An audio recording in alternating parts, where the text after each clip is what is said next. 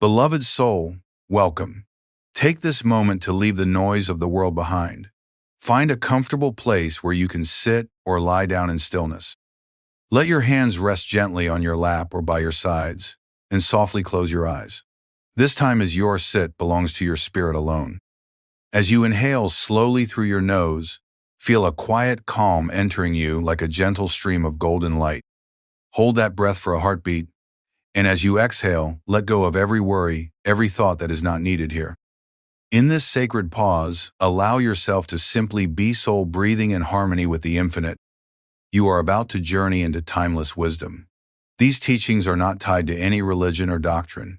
They are the eternal truths that Paramahansa Yogananda brought to awaken the divine memory within you. Through his words, you will be guided to remember laws of spirit long forgotten, awaken your inner vision, and glimpse the hidden bonds between East and West that have been whispered by saints for centuries. In this compilation, you will first be led into the spiritual law that was hidden for 20 years. Yogananda reveals it, where you will uncover a divine principle that holds the power to transform your life and align you with cosmic harmony. Then you will enter, once you awaken the third eye, there's no going back. Paramahansa Yogananda reveals a deep spiritual awakening of your higher sight, where the inner eye of wisdom opens and your perception of reality is forever changed. Finally, you will be immersed in what Jesus learned from the yogis of India, the truth hidden from the Bible, where you will witness the sacred thread uniting the teachings of Christ with the timeless wisdom of India's ancient masters. Before we begin, let us set a pure intention together. Inhale deeply, drawing in light to the center of your forehead, where the spiritual eye quietly glows. Feel that light expanding into your heart, warming every corner of your being. Exhale slowly, and with it, release every shadow of doubt or distraction. Whisper silently within, I am ready to receive truth. I am open to divine wisdom. I am one with spirit. Remain in this quiet presence for a moment longer. Imagine a golden sun rising gently within your soul, casting its warm light outward, filling the space around you with peace and serenity. You are safe. You are loved. And you are exactly where you are meant to be. Now, beloved, as you continue to breathe softly and deeply, let us begin. Allow your heart to guide you into these sacred revelations, and may the voice of Yogananda awaken within you the eternal remembrance of who you truly are. My beloved, let me speak to the ancient part of you, the part that remembers even if your mind has forgotten. There is a law, eternal and bright, that once lived in the heart of every true religion. It was known not by words alone, but by vibration, by soul recognition. And though the centuries have passed like shadows across the earth, this law has never ceased to shine, just as the sun continues to glow behind even the darkest of storm clouds. But oh, how far mankind has wandered from it. The world, once illumined by sages, saints, and Christ-like souls, has turned its gaze outward, chasing rituals and doctrines, forgetting the living presence within. This law is not a rule enforced by dogma. It is a divine rhythm, a spiritual current, a sacred science of return to the infinite. Like sunlight behind a stone wall, always there, always waiting, it has remained hidden, not by malevolence, but by mankind's increasing thirst for the surface of things, the glittering shell of form, forgetting the pearl of truth within. There was a time, lost to the history books, but alive in the memory of the soul, when all religions touched the hem of this universal principle. The rishis of India knew it as Sanatana Dharmathi, eternal truth. The early mystics of Christianity knew it as the path of the single eye. In the quiet temples of Tibet, in the forgotten deserts of the Essenes, it was guarded like a treasure too sacred for the crowds.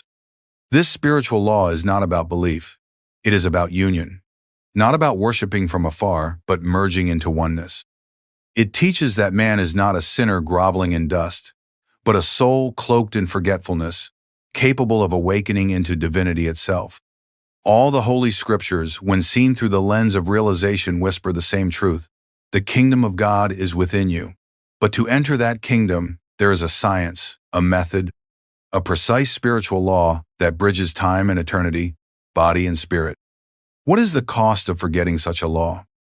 It is the restlessness that haunts even the most devout.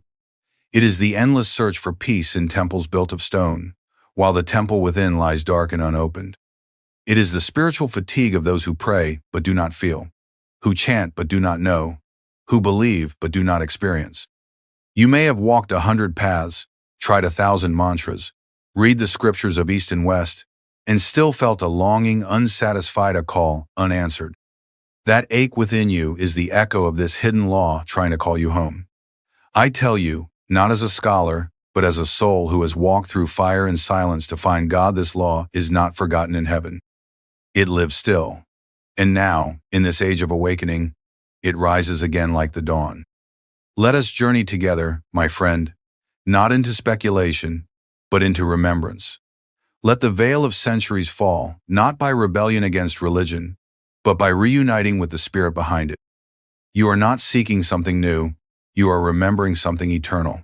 A divine law is not born, it is revealed when the soul is ready. And I say to you now, you are ready.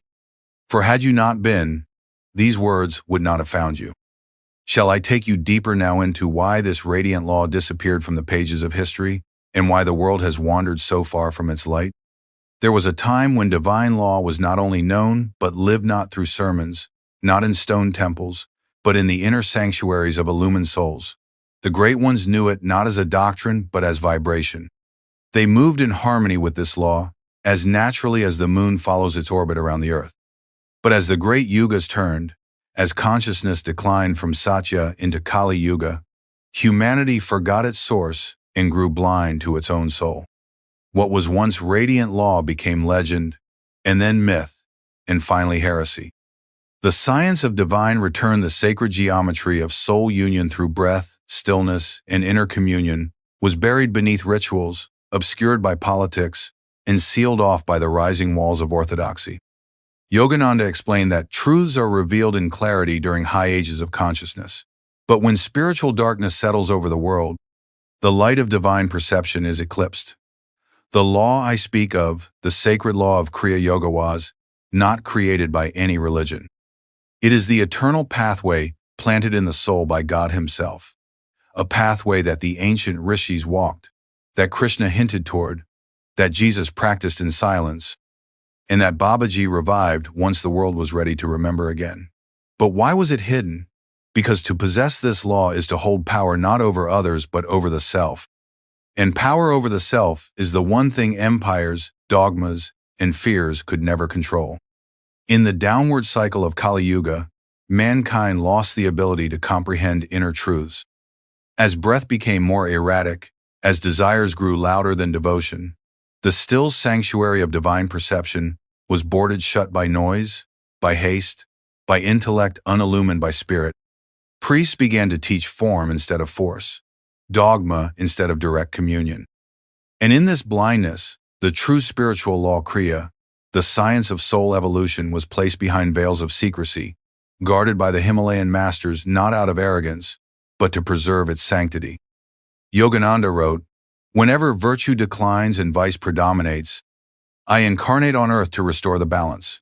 This is not only the promise of Krishna, it is the inner mission of every spiritual lawgiver who remembers God and vows to awaken others. The West, too, once held the essence of this law. In the desert stillness of Christ's prayer, in the cave-bound revelations of the Essenes, in the whispered words of mystics persecuted by church and state, there flickered the remnants of this sacred science.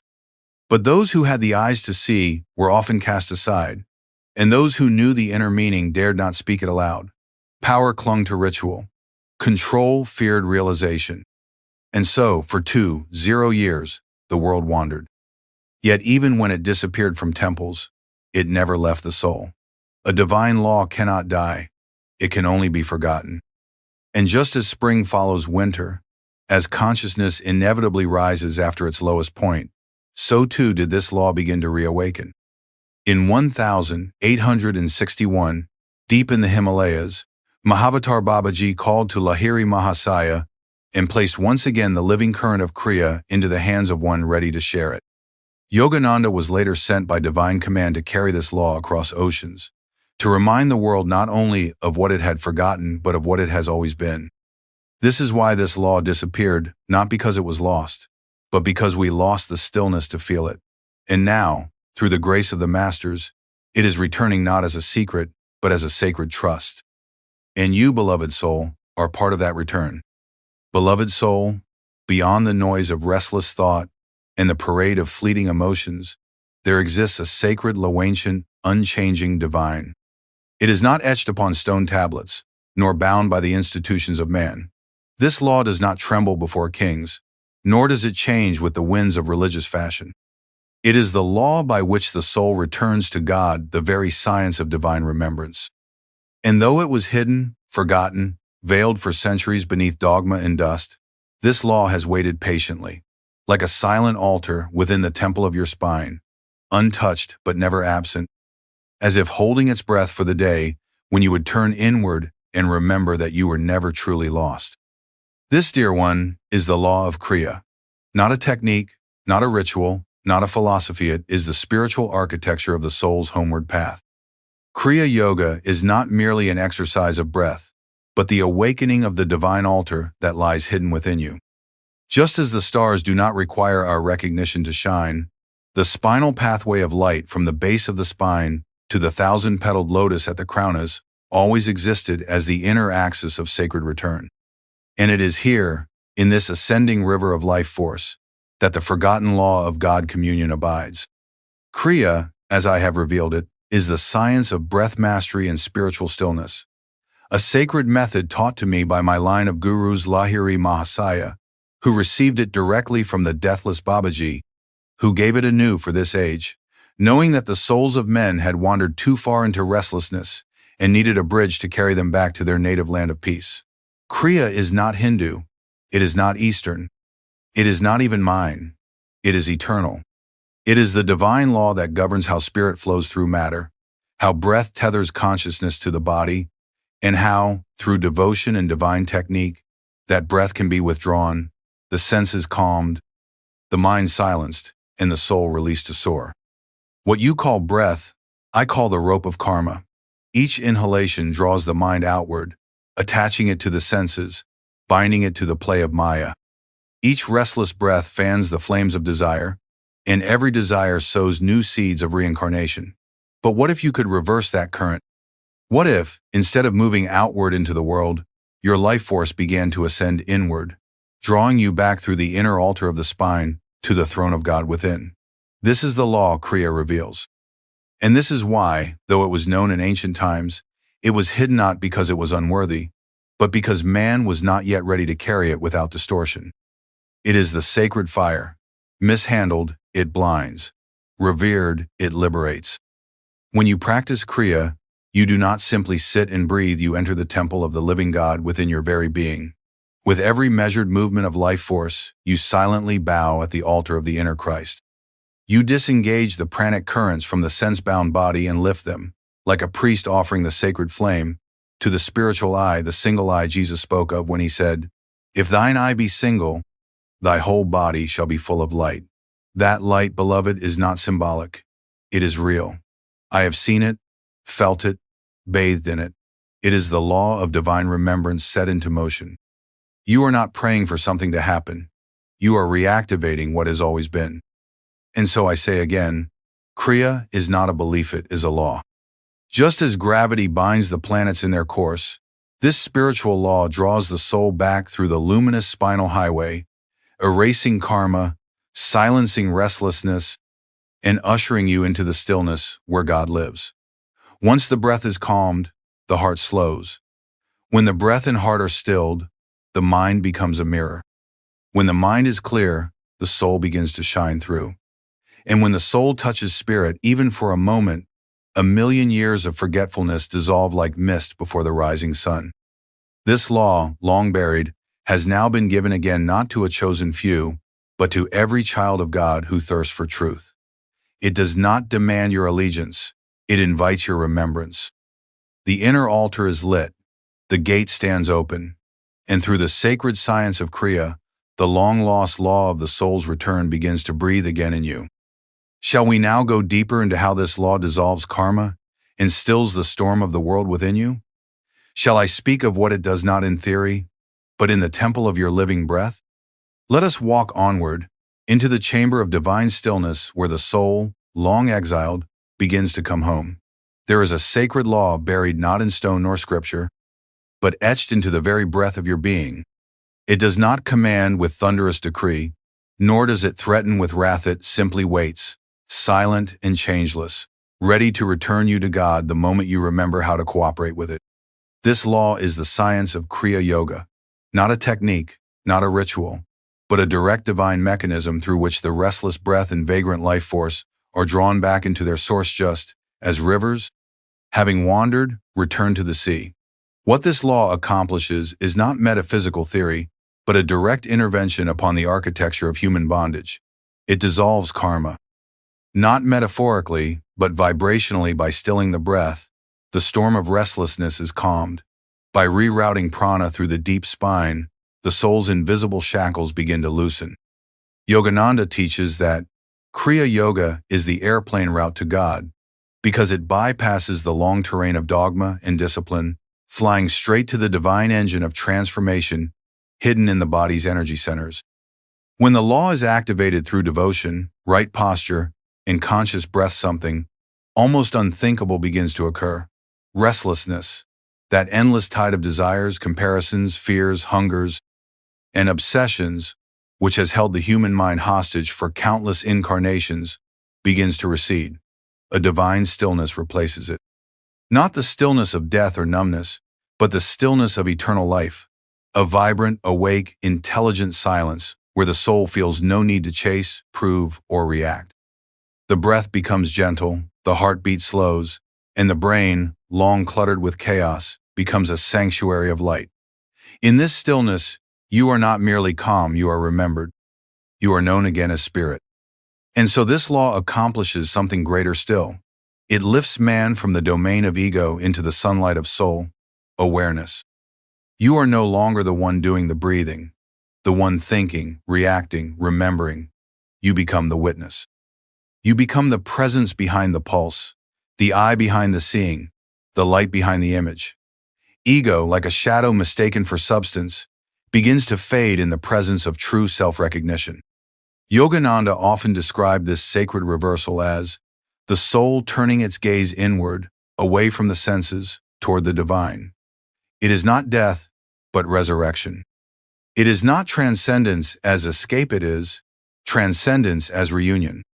For this law, once obeyed, does not demand from you effort, it allows you to become effortlessness itself. And just as light, though composed of countless frequencies, bends itself to divine law informing the rainbow, so too does your soul, with all its complexities and karmic vibrations, begin to reflect God's image in perfect, radiant symmetry. The moment you begin to live in obedience to this spiritual law, not by will, but by inner alignment, you no longer ask for peace, you radiate it. You no longer chase love, you become it. And you no longer fear death, because you have already returned to the deathless origin of your own being. For centuries, the great spiritual law, the divine science by which the soul returns to its creator, was hidden from the eyes of the world. Not lost, not destroyed, but guarded.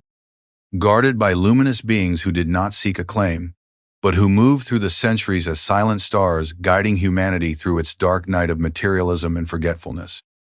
These were not mythic figures, but realized saints, keepers of a sacred trust. Among them was Mahavatar Babaji, that deathless yogi of the Himalayas whose body defies the law of decay, whose consciousness breathes in the silence behind all life. It was Babaji who, in the year 1861, beheld with sorrow the suffering of souls trapped in restlessness and ego dream, and made a divine decision that would alter the trajectory of the age. He called Lahiri Mahasaya to him, an ordinary man outwardly, but inwardly a liberated master, and re-gifted him with the sacred technique of Kriya Yoga, not as a new invention, but as a resumption of an ancient lineage that had lain dormant during the descending yugas of forgetfulness. Babaji knew humanity was not yet ready for mass awakening. He instructed Lahiri Mahasaya to teach only those who were inwardly prepared, those who had ripened through devotion and inner longing. Thus began the covenant, not one signed with ink, but sealed in divine vibration. that this spiritual law would be kept veiled from the masses until humanity had again climbed high enough in consciousness to understand it, respect it, and not distort it for egoic gain. Lahiri Mahasaya did not advertise. He did not preach. He waited silently, drawing the receptive and the sincere by the magnetism of his realization. Among his foremost disciples was Sri Yukteswar, the sage mathematician who united East and West in his vision of cyclical time and divine law. And it was he who, fulfilling Babaji's instructions, prepared the one soul destined to unveil the secret more fully, Paramahansa Yogananda. The law was not forgotten because of cruelty. It was hidden in compassion. Like a mother keeping fire from the hands of a child, the masters of the ages understood the power of Kriya, how it could lift a soul to cosmic heights, or be misused if handed too soon. And so they waited, loved, and protected it until a day would come, long foreseen, when souls all over the world would awaken with a hunger not for creed, but for direct contact with God. That day is now. What you have searched for in lifetimes past, what your soul has cried for in secret, someone preserved in love, in silence, in radiant protection, and now it finds you. Not because you are lucky, but because you are ready. The law was not lost. It was preparing for your arrival. Religion, in its outer shell, has always feared the inward revolution that threatens to dissolve its control.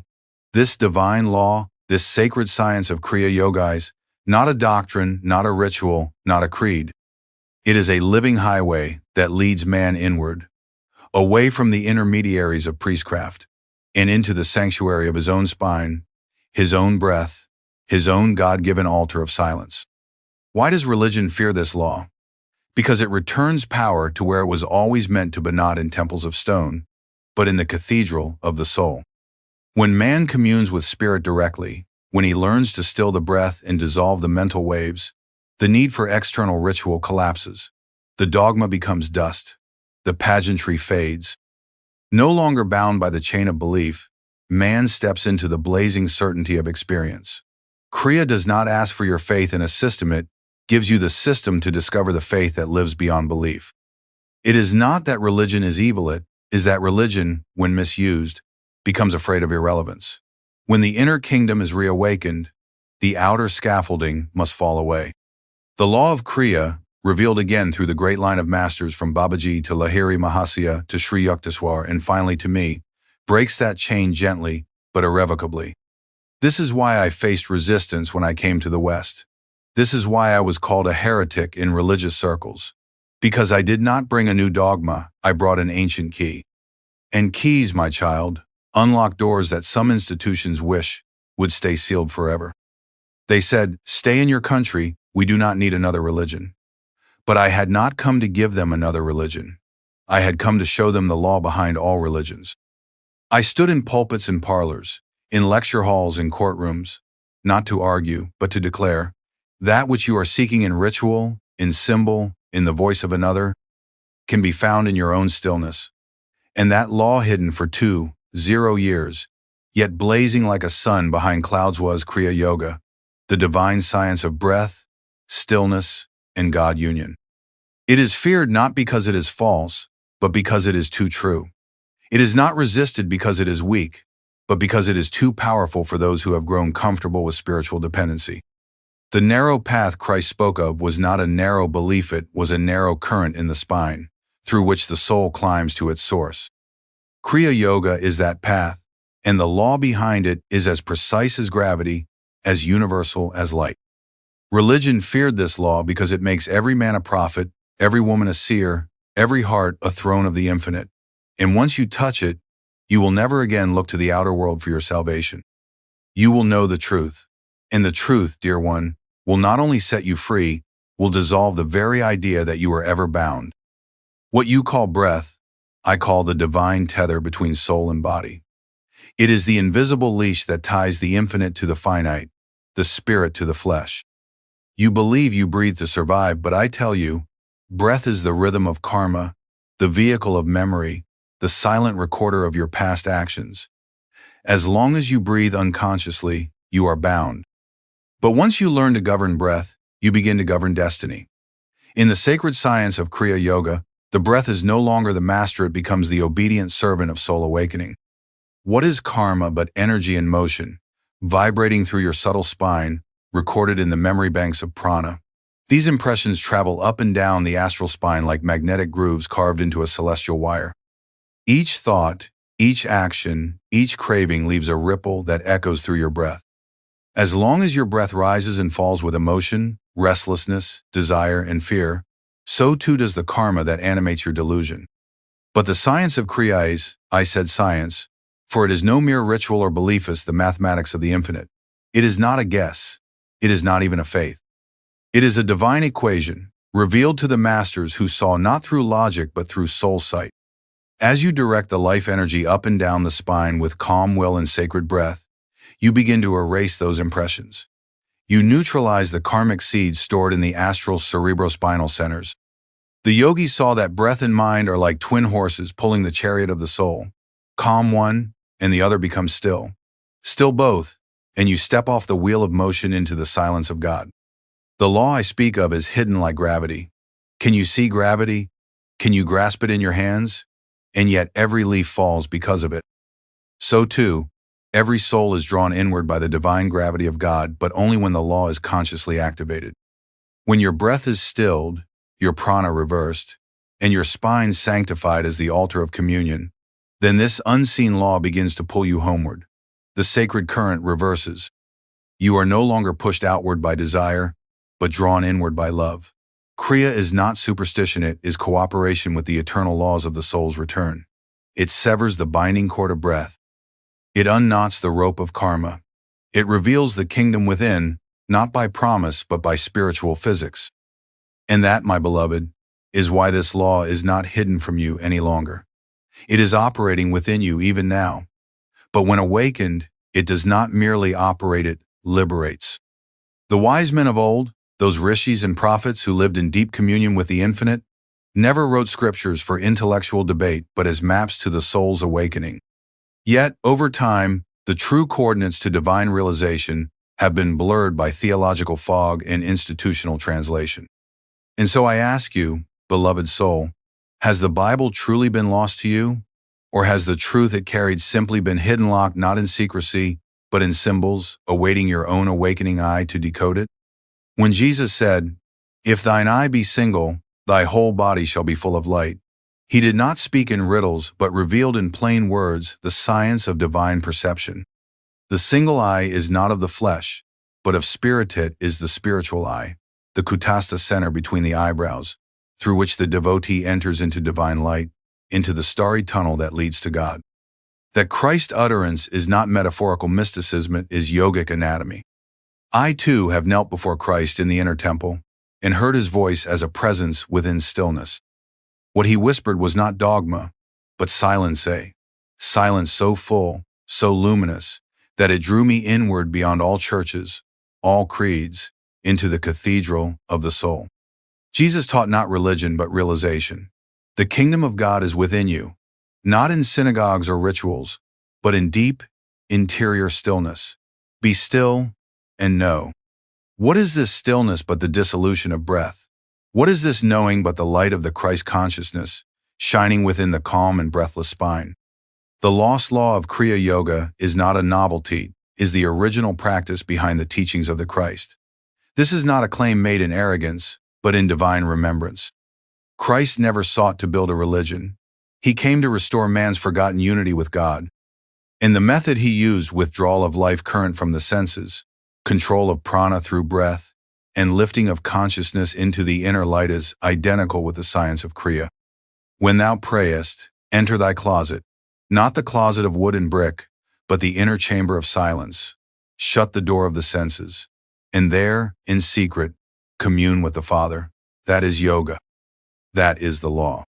Many sincere Christians suffer beneath an inherited guilt, believing themselves to be sinners by nature. But I say, do not accept that burden. Christ did not come to declare you damned, he came to reveal your divine origin. His crucifixion was not to purchase your worth with blood, but to show you how to crucify ego, breath, and restlessness. He said, "Be ye therefore perfect, even as your Father which is in heaven is perfect." That is not a metaphor, it is a mandate of destiny. He would not command what is impossible. You are not meant to merely worship the Christ, but to awaken the Christ within you. Beloved, this law was not hidden by Christ. It was hidden by men who did not understand him. But the time has come. The Comforter, the inner vibration of the Holy Ghost is stirring again in the hearts of men. And through the practice of Kriya Yoga, that law of the soul, buried for 2,000 years beneath ritual and forgetting, now rises again like a phoenix from the ashes of misinterpretation. The truth has never died. It waits only for you to be still and know. Ah, beloved soul, how many years have you tried to climb the invisible mountain by merely rearranging the stones at your feet? You've whispered affirmations in the dark, lit candles in trembling hope, marched in circles of motivation and discipline, and yet the summit has not drawn nearer. Why? Because no outer ritual, however sincere, can sever the deepest root of bondage, the breath. The soul is not tethered to karma by thought alone. It is anchored in the rhythm of prana, the sacred life current that flows through your spine. Until that current is reversed, no effort, no devotion, no belief will lift you into the light. It is like trying to set sail while leaving the anchor buried in the seabed. The winds of faith may be strong, the sails of practice may be wide, but you remain fixed in place, wondering why the horizon never comes closer. It is not failure, it is misdirection. Affirmations are sacred. They are prayers dressed in syllables. But without stillness, without the inward withdrawal of life force through pranayama or kriya, they remain whispers on the surface of the lake, never reaching the pearl at the bottom. Rituals, too, are not to be condemned. They hold memory, devotion, rhythm. But if they are done while the breath runs wild, if the spine remains untouched by divine current, then they are as incense burnt outside the temple walls. Motivation? It is a spark, but not the sun. It may ignite temporary action, but it cannot dissolve the subconscious burdens of many lives. You must go deeper, beyond effort, into surrender. The soul moves not by striving, but by reuniting with its divine breath. This is why I revealed the law of Kriya Yoga not as a belief, but as a divine shortcut for souls ready to fly. One Kriya, practiced with reverence, has the power to dissolve years of mental turmoil, because it strikes the root, the very breath pattern that keeps the soul chained to body consciousness. Many have come to me, weary of years of effort, and found that in silent Kriya, their burdens began to vanish. A mother wrote me once, saying, "All the therapy, the books, the talks known could lift the grief of losing my son. But the first time I practiced Kriya in stillness, I felt him not gone, but bathed in light. I knew he lived, and so did I." Another seeker said, "I meditated for years without direction. But when I began Kriya, the light in the spiritual eye came like dawn through closed eyelids, and I wept not from sadness, but from homecoming." The law is not an idea, it is a vibration. And when you harmonize your life force with the divine river flowing through the spine, you do not merely believe in freedom, you begin to feel it. Your fears fade, not because you conquer them, but because they can no longer breathe in the rarefied air of your soul's altitude. Your habits weaken, not by war, but because the light has grown too strong for shadows to remain. So now I say unto you, stop polishing the boat, pull up the anchor, direct the breath inward. Let the divine tide of the hidden law carry you home. You do not need to be a saint to approach the altar of the infinite. You do not need robes, rituals, or a lineage of outward purity. You only need sincerity, a heart that longs for God more than for breath, and the courage to turn within. The soul, weary from the deserts of doubt and centuries of forgetting, need only whisper a single word of devotion, and the whole universe begins to bend in your direction. For the divine law we speak of the sacred Kriya Yoga, the eternal bridge between breath and spiritus, not a possession of the few, but a gift given for the upliftment of all. It is not a ladder only for those born holy, but a path made holy by those who walk it in truth. The masters never reserved it for the elite, they reserved it for the ready. Mahavatar Babaji, the deathless master who lives beyond the bounds of time in the Himalayan stillness, once declared with divine simplicity, "The divine union through Kriya Yoga will spread to all lands, and those who practice it with sincerity and faith shall be guided by me, whether I appear to them visibly or invisibly." This is not fantasy, it is cosmic promise. And like all true promises given from the divine realm, it cannot be broken. For what God has sealed in spirit, no man can unseal by opinion or doubt. If your heart has ever cried in silence, "I want God," then Babaji has already heard you. If you have ever felt a strange pull to go within, to breathe differently, to listen not with the ears but with the soul's stillness, then the law is already working on you. You have been found. This law is not made of doctrine. It is not sealed in dogma. It is composed of love, precision, and grace. Love for it was given out of compassion by the masters who suffered for the sleeping masses. Precision for it operates not by superstition, but by the exact mathematics of prana, karma, and consciousness. And grace for no soul can awaken through will alone. God meets you in each breath, in each still moment, in each cry for truth. That is the mystery of this sacred law. It answers longing more than learning. It moves faster toward humility than toward pride. You do not need to understand all the mechanics before you begin. You do not need to feel worthy. You only need to begin. For this law has not remained hidden. It has not eluded you. It has been calling you in dreams, in whispers, in the tears that fall when you see a saint's picture, in the restlessness that no worldly thing can ease. It is not you who found this truth. This truth has found you. And now that it has, there is no going back to forgetfulness. You may walk away for a time, but the light will return. The breath will tug. The memory will awaken.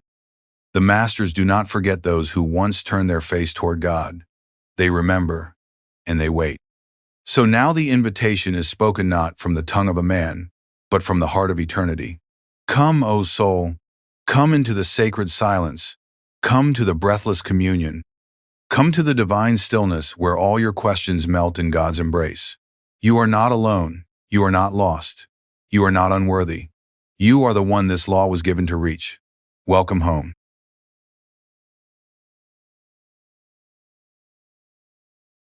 Have you ever paused in the midst of your daily routine, brushing your teeth, watching the sunlight stretch across the floor, hearing your name spoken by someone and suddenly felt the overwhelming strangeness of being alive? A fleeting, haunting moment where you wondered, what is all of this? This life, this body, this dream of form? That is the whisper of the third eye beginning to stir. That is the tap of the infinite upon the window of your soul, gently inviting you to awaken. And once you answer that callance, the eye of divine perception opens within you. Nothing will ever appear the same again. For you will no longer be seeing from the surface of the eyes, those two orbs of flesh which mistake shadows for substance. You will see with the single eye of spirit, the eternal watcher within, which perceives not appearances, but the one reality behind all form. And this, my beloved, is the beginning of liberation, but also the beginning of the end for everything you once believed yourself to be. When the third eye opens, you do not merely see colors or lights. You behold the structure of existence itself. It is as if the cosmic film reel suddenly halts. In the light of the projector, the consciousness of God shines directly into your being. You realize that you have been living inside a theater of illusions, your thoughts projected onto the screen of duality, and your soul sleeping in the darkened hall, mistaking dreams for destiny. And when that light of intuition, the true spiritual sight, blazes forth from the Christ center between the eyebrows, it pierces through this veil of Maya like a shaft of morning sun through heavy fog. It shatters the comfort of your illusions. It dissolves your attachments, your past, your sense of separate selfhood. You begin to see what the saints have always seen, that this life is not a permanent structure, but a flowing, changing mirage on the screen of God's consciousness, and you can never unsee it. Many fear this, and rightly so. The third eye is not a psychic toy, nor a mystical curiosity. It is the gate of irreversible transformation. When Jesus said, "If thine eye be single, thy whole body shall be full of light," he was not speaking in metaphor. He spoke of this very opening, this single eye of divine perception, through which the soul leaves the forest of delusion and steps onto the path of the eternal sun. But to see clearly is also to lose what you once clung to. You may feel that you are dying indeed. Part of you is. The ego, which lives only through separation, cannot survive the light of unity. It will fight to close the eye again. But once it opens, truly opens, The soul begins its real journey not toward knowledge, but toward union, not toward experience, but toward being. And I say this to you not from theory, but from experience. For I too lived in the world of outward seeing until I was drawn inward by the hand of the beloved. When I first beheld the spiritual eye, the luminous halo of gold surrounding a blue sphere, and within it the radiant white five-pointed star, it was as though I had come home. It was not a vision external to me. It was me. I recognized it as the reflection of my own self-me, eternal self, the child of God hidden behind the veil of flesh and name. And in that moment, all the noise of life fell silent. A stillness deeper than time arose within me, and I knew, without doubt, that the reality I had called me was but a shadow on the cave wall of eternity. That single eye, dear one, does not show you new things, it shows you the truth behind all things, and that truth will undo you and remake you. So, if you stand on the edge of this awakening, if something in your soul trembles as you listen, know this: it is not madness, it is not fantasy, it is the birth cry of your divine perception. The door is opening. The old world is losing its grip. And though your ego may whisper fear, though your habits may beg to stay asleep, your soul is already walking toward the light. Do not turn back. Once you awaken the third eye, there is no going back. And that is not a curse, but the greatest mercy of God. For the eyes of flesh will fail you, but the eye of spirit never sleeps. It sees only God. It sees only love. It sees only home. The third eye is not a symbol, not a poetic metaphor, not a mystical ornament for spiritual curiosity. It is the forgotten gate, the sealed window, the luminous command center of your divine perception. It lies hidden behind the two physical eyes, nestled deep in the spiritual corridor of the forehead, just above the point between the eyebrows. It is known in yogic science as the Ajna Chakrathe command chakra 4.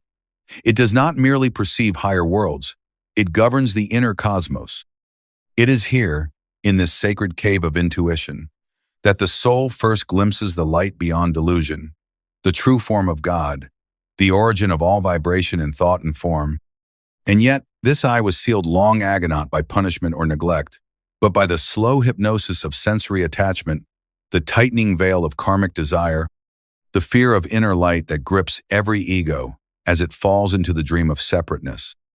When you were a child of light, before you identified with name and nation, before you wrapped yourself in the garments of likes and dislikes, before the illusions of pain and pleasure drew your soul outward, like a tide, you lived in this eye.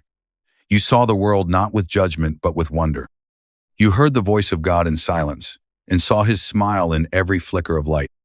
But as karma ripened, as ego thickened its crust around the soul, this eye began to close not all at once, but gradually, like a sunrise dimming into dusk.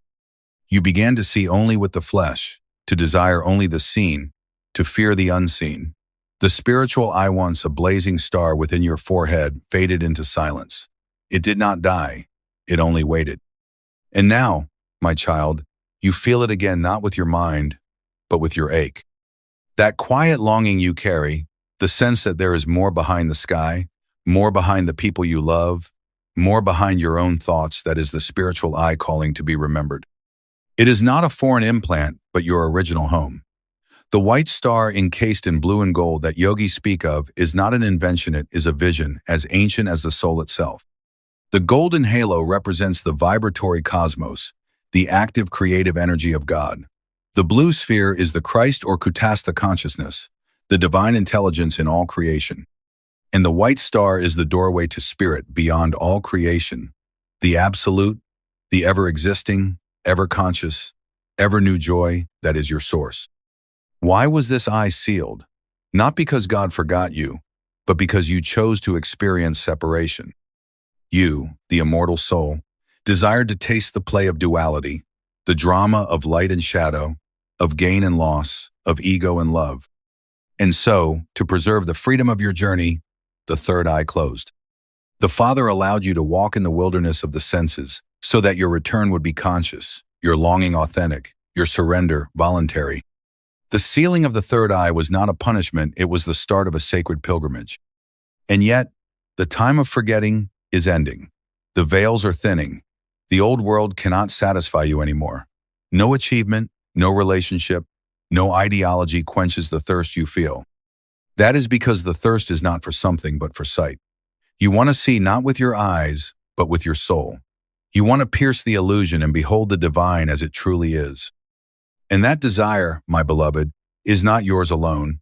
It is the call of the infinite echoing in your heart. You are being summoned, and the key is already within you. This is why the third eye has been called the gate of the east. In Scripture, the prophet Ezekiel speaks of the gate that looks toward the east, that must remain shut because the Lord entered through eye tan, that it shall be opened only for the prince. This is no allegoriette, is yogic truth veiled in biblical language. The gate is your spiritual eye. It has been sealed for lifetimes. But the prince your soul awakened through meditation and grace now approaches. And the gate begins to tremble. Do you feel it? You were born not to crawl among shadows, but to walk in the radiance of that inner sun. The sealing was temporary, but the seeing is eternal. And once the eye opens again, once you behold the light within the light, nothing you ever thought was real will remain unshaken. You will walk through life as if through a dream, but not lost, not numb. You will walk as one who knows the dreamer. You will see not only things, but the spirit within all things. You will not be trapped in form, you will live as the light that sustains it. And in that light, you will no longer be alone.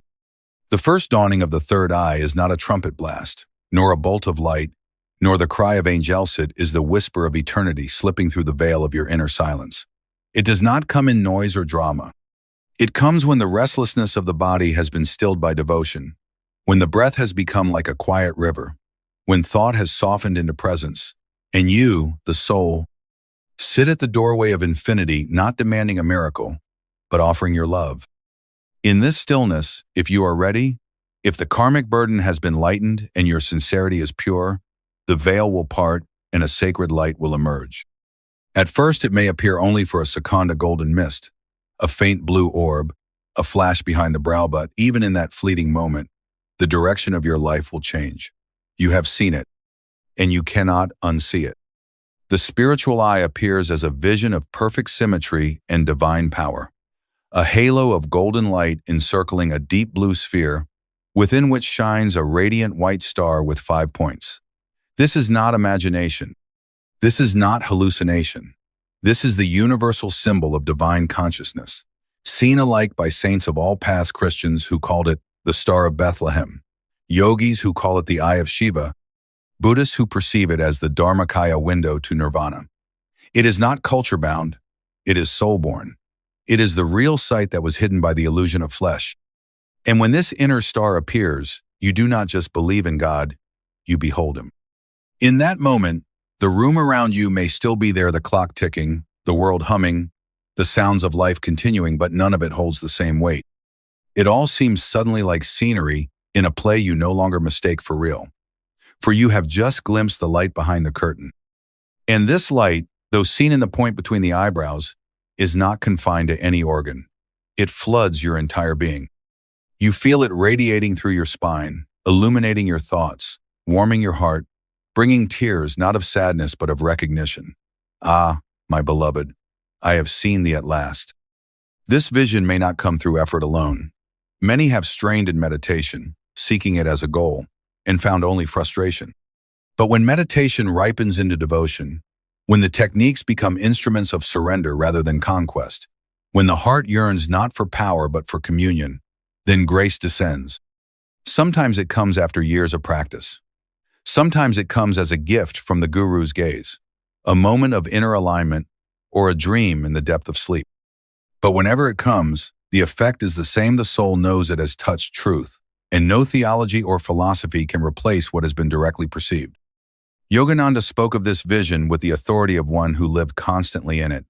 He said that to behold the spiritual eye is to enter the doorway to the infinite. Through the golden ring, you sense the vibratory creation, the energy that dances as matter and thought. Through the blue sphere, you contact the Christ consciousness, the omnipresent intelligence that sustains the cosmos with love. And through the white star, you begin to perceive the spirit beyond all form, the silent God beyond all galaxies. It is not imagination, it is initiation. And once this vision becomes clear and steady, you are no longer walking toward God, you are walking in God. But know this, the vision is not an end. It is a beginning. It is the first step beyond the shore of sensory life. It is the first confirmation that you are more than mind and body, more than personality and pain. It is the invitation to leave the known world, not physically, but vibrationally, to begin walking the invisible path home. And that path, once glimpsed, will not let you turn back without consequence. The ego will try, the mind will doubt, the old habits will whisper, but something in you has already stepped through the gate, and it cannot be undone. This is why the saints speak of divine homesickness. This is why they weep in silence and smile without cause. For they have seen the stair end, though they still walk the earth, their hearts are fixed in heaven. This is the first stage of third eye awakening. And from here, the journey deepens. Once the inner star has revealed itself, even if only for a fleeting instant, the spell of the outer world begins to break.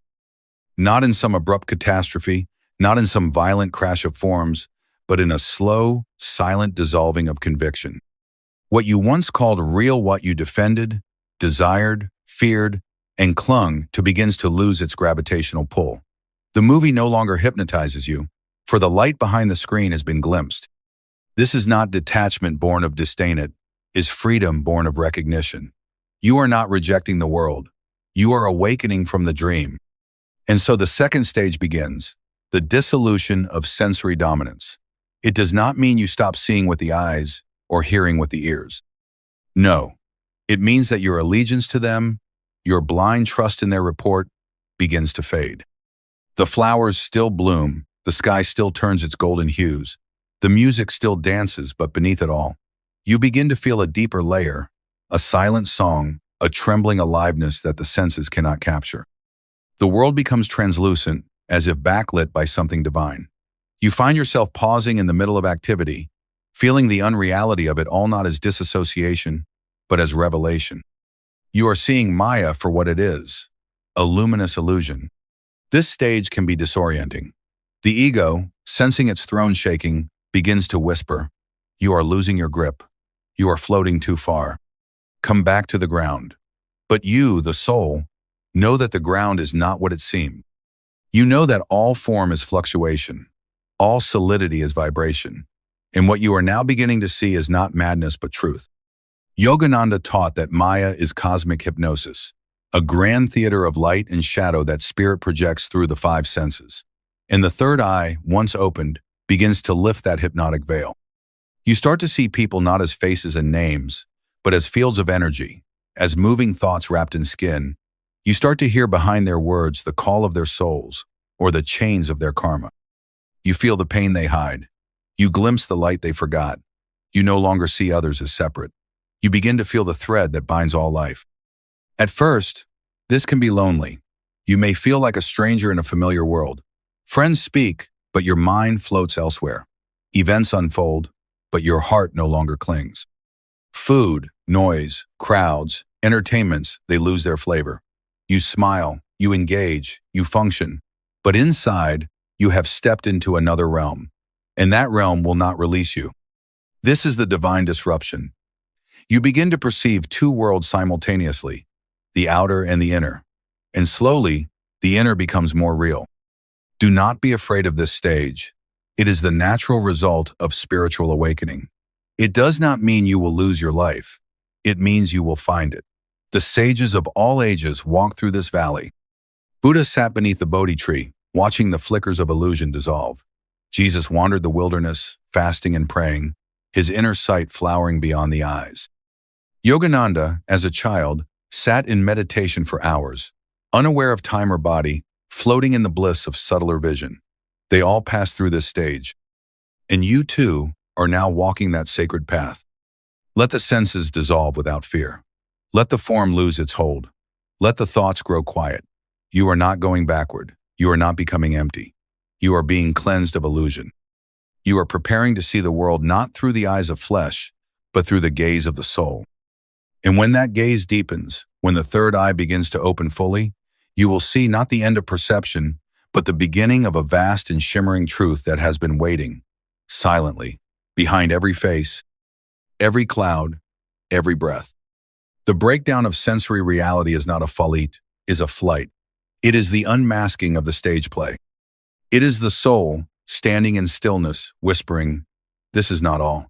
There is more. Look again, but with the eye that sees." And then it happens. The veil thins not just in the silence of meditation, but in moments between breaths, between thoughts, between the flutterings of worldly concern. What you once considered invisible now reveals itself not as imagination, but as a higher octave of reality.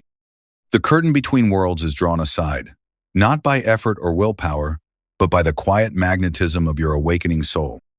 And what once seemed like superstition or symbol the astral realms, the voice of your guru, the presence of departed loved ones, the golden vibrations of angels now becomes experience, unmistakable and serene. This is the third stage, the emergence of unseen realms into the field of your awareness. It does not come as a spectacle or hallucination.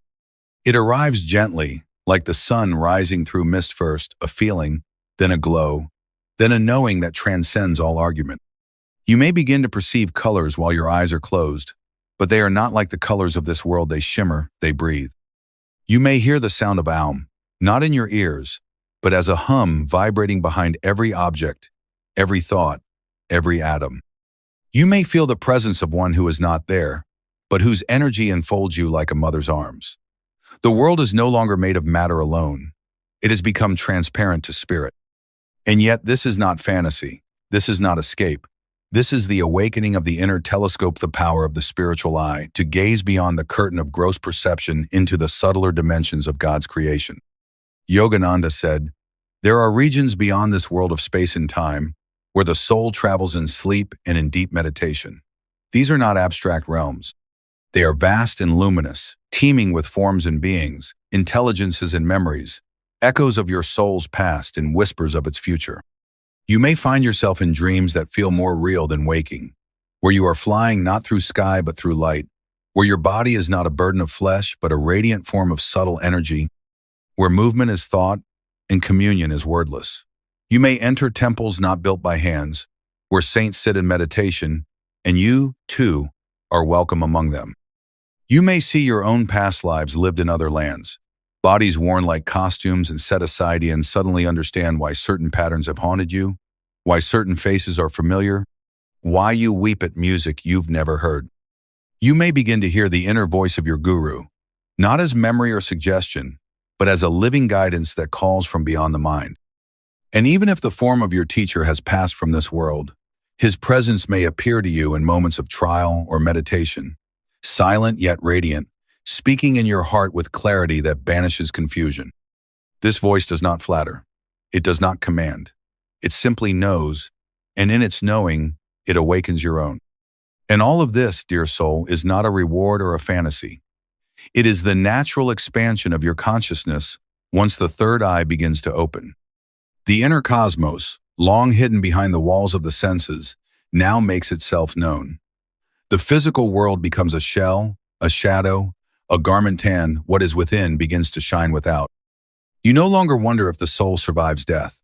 You know. You no longer speculate about karma or the law of vibration. You feel them moving through your spine like ancient winds through a forgotten temple.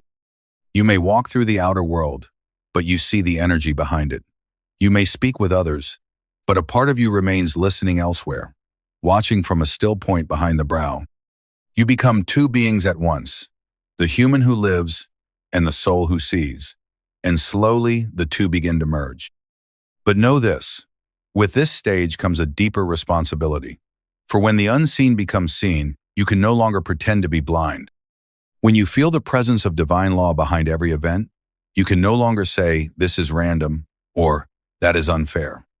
You are now entering the field of spiritual maturity, where perception must give birth to reverence and awareness must become devotion. So bless these new sights. Bless the beings who visit your meditations, the dreams that pull you upward, the tears that fall when beauty floods you. Do not grasp at them. Do not seek to control. Bow to them and let them teach you not just what is, but who you are. For the third eye is not merely the eye that sees, it is the eye that reveals you to yourself. Again and again, layer by layer, until only light remains. And so this stage unfolds not as fantasy, but as the flowering of inner truth. The soul does not need to be convinced. It only needs to be remembered. And now, the remembering has begun. There comes a moment in every seeker's path when the world no longer offers refuge, and not because it has grown more hostile, but because the veil has been lifted and the soul can no longer pretend that it belongs to the fleeting. This is not depression. It is not sadness. It is divine discontent, a holy homesickness that begins when the third eye opens wide enough for the soul to glimpse the eternal and, in that glimpse, lose forever its taste for the temporary. This is the point of no return. Once you have touched the hem of the infinite, once your consciousness has sailed through the quiet sapphire corridors of inner stillness, no pleasure of the world can match its sweetness, and no distraction can erase your memory of that sacred taste. This stage is not marked by fireworks or visions. It is marked by something deeper, more subtle, and far more irreversible: a shift in identity. You no longer see yourself as merely a body, a name, a personality formed by history and preference. Instead, you begin to watch yourself from within, as if the ego were a costume worn by something ancient, something vast, something luminous. The small self does not die in one stroke. It unravels slowly, thread by thread, through every act of silence, every breath offered to the divine, every illusion surrendered. And yet, you remain in the world. You still laugh, still weep, still walk through the marketplaces of human exchange, but a part of you has already stepped beyond time. It is here, in this quiet threshold, that many feel a sudden loneliness, not because they are unloved, but because their soul has begun to remember its divine origin. Earthly companionship, though precious, can no longer mask the soul's deeper yearning for union with its beloved. You may find yourself retreating into stillness more often, not out of withdrawal, but because the sweetness of God's presence begins to draw you inward like a magnetic tide. You may feel misunderstood, not because others reject you, but because you now speak from a place they have not yet visited. But this is not a punishment, it is a preparation. The soul must walk a few steps alone before it is ready to merge fully with the infinite. And yet, even in this solitude, you are never truly alone. For once the third eye opens fully, the spiritual eye becomes not just a window but a doorway. Through it, the presence of the Guru, the light of saints, the comfort of angelic realms begin to surround you. You may not always see them, but you feel their quiet guardianship like a sacred fragrance in the air around your soul. Your prayers change because you speak differently, but because your voice rises from a deeper octave. The words may be the same, but the vibration now carries the scent of surrender. You are no longer asking God to fix the world. You are asking Him to consume you in His light. This is the moment when the spiritual path ceases to be a concept and becomes your entire being. You no longer dabble in meditation. You live in it. You no longer seek God as a concept to understand. You hunger for Him as the only reality that can truly satisfy. And the irony, the exquisite paradox, is that as the ego dissolves, as your attachments begin to loosen, as the illusion of I and mine fades like mist, a deeper joy arises, one that has no cause, no opposite, no need for validation. It is the joy of being one with the eternal current. It is the joy of knowing that whatever happens outside, nothing can shake the temple of God that has now been opened within you. And yes, there may be moments of fear that you are leaving behind what others still hold dear. Fear that you will never again find your way back to the world you once knew. But take heart. This fear is only the cry of the dying ego, sensing its end. You are not going mad, you are waking up. You are not losing yourself, you are being revealed to yourself. And even though there may be tears, even though you may feel the pangs of a spiritual birth, know this: what lies beyond this threshold is not isolation, but union, not silence, but the roaring bliss of God's eternal embrace. So do not retreat. Do not doubt what your inner eye has seen. Do not try to go back to the sleep you once called comfort. The gates have opened. The inner sky has split. The soul has tasted eternity, and it can never be satisfied by time again. Once the soul passes through the veil of return it steps into that sacred zone where the senses loosen their grip, and the ego no longer dictates the field of reality. It begins to witness, not with the eyes of flesh, but with the eye of truth. And what it sees is not imagined, not symbolic, not metaphorical alone, but vividly, luminously real. You do not merely see visions, you inhabit a world that was always there behind the curtain of restlessness. This is the inner cosmos, vast, radiant, alive, and it is not separate from you, for it is the deeper terrain of your own being. The third eye becomes the telescope through which God shows you the hidden architecture of spirit, the sacred geometry of divine creation, the threefold brilliance of the spiritual eye itself: golden halo, blue sphere, and white star. This vision is not confined to saints alone. It is the birthright of every child of God. The golden ring, bright and pulsing like 1,000 suns, represents the vibratory field of creation, the causal energy that dances in atoms, galaxies, thought, and sound. It is the first breath of God, the outward pulse of Aum, the let there be light that issued forth from the infinite. To behold it, even for a moment, is to remember that nothing, no object, no sorrow, no form is outside this radiant field of divine vibration. It encircles you not as philosophy, but as the living breath of spirit. Then, within that golden ring, the blue sphere arises the Christ consciousness, or Kutastha Chaitanya, which pervades all things with loving intelligence. This deep indigo light is not passive. It pulsates with omnipresence. To gaze upon it is to feel not merely love, but love that knows all things. It is the presence behind all faces, the witness in all hearts, the infinite stillness behind motion. When this eye is open within you, you begin to see others not as bodies or personalities, but as waves of the same infinite sea rising, falling, weeping, dancing, but never separate from the one. And this sight humbles you, strips away judgment, and leaves in its place only awe and compassion. But within this blue deeper still, more subtle than light itself, shines the white five-pointed star, blazing with a radiance beyond the senses. It is the gateway to spirit beyond form. It does not dazzle, it annihilates. In its presence, the mind ceases all function, for it has found its source. It is the door through which the soul exits the dream of matter and returns into the formless ecstasy of union with the divine. Those who pass through it speak little afterward, not because they lack words, but because words are too slow for what the soul has seen. And this is not fantasy. This is not myth. This is the sacred anatomy of your own consciousness, etched into the silence behind your thoughts. The inner cosmos is not something you must construct, it is what you begin to perceive when you cease reacting to the outer. And in this perception, time collapses. Space folds. You may see lives you once lived not as stories or visions, but as energies still flowing within you. You may behold your spiritual lineage of gurus who have walked with you silently across incarnations, guiding your fall and rise toward the divine.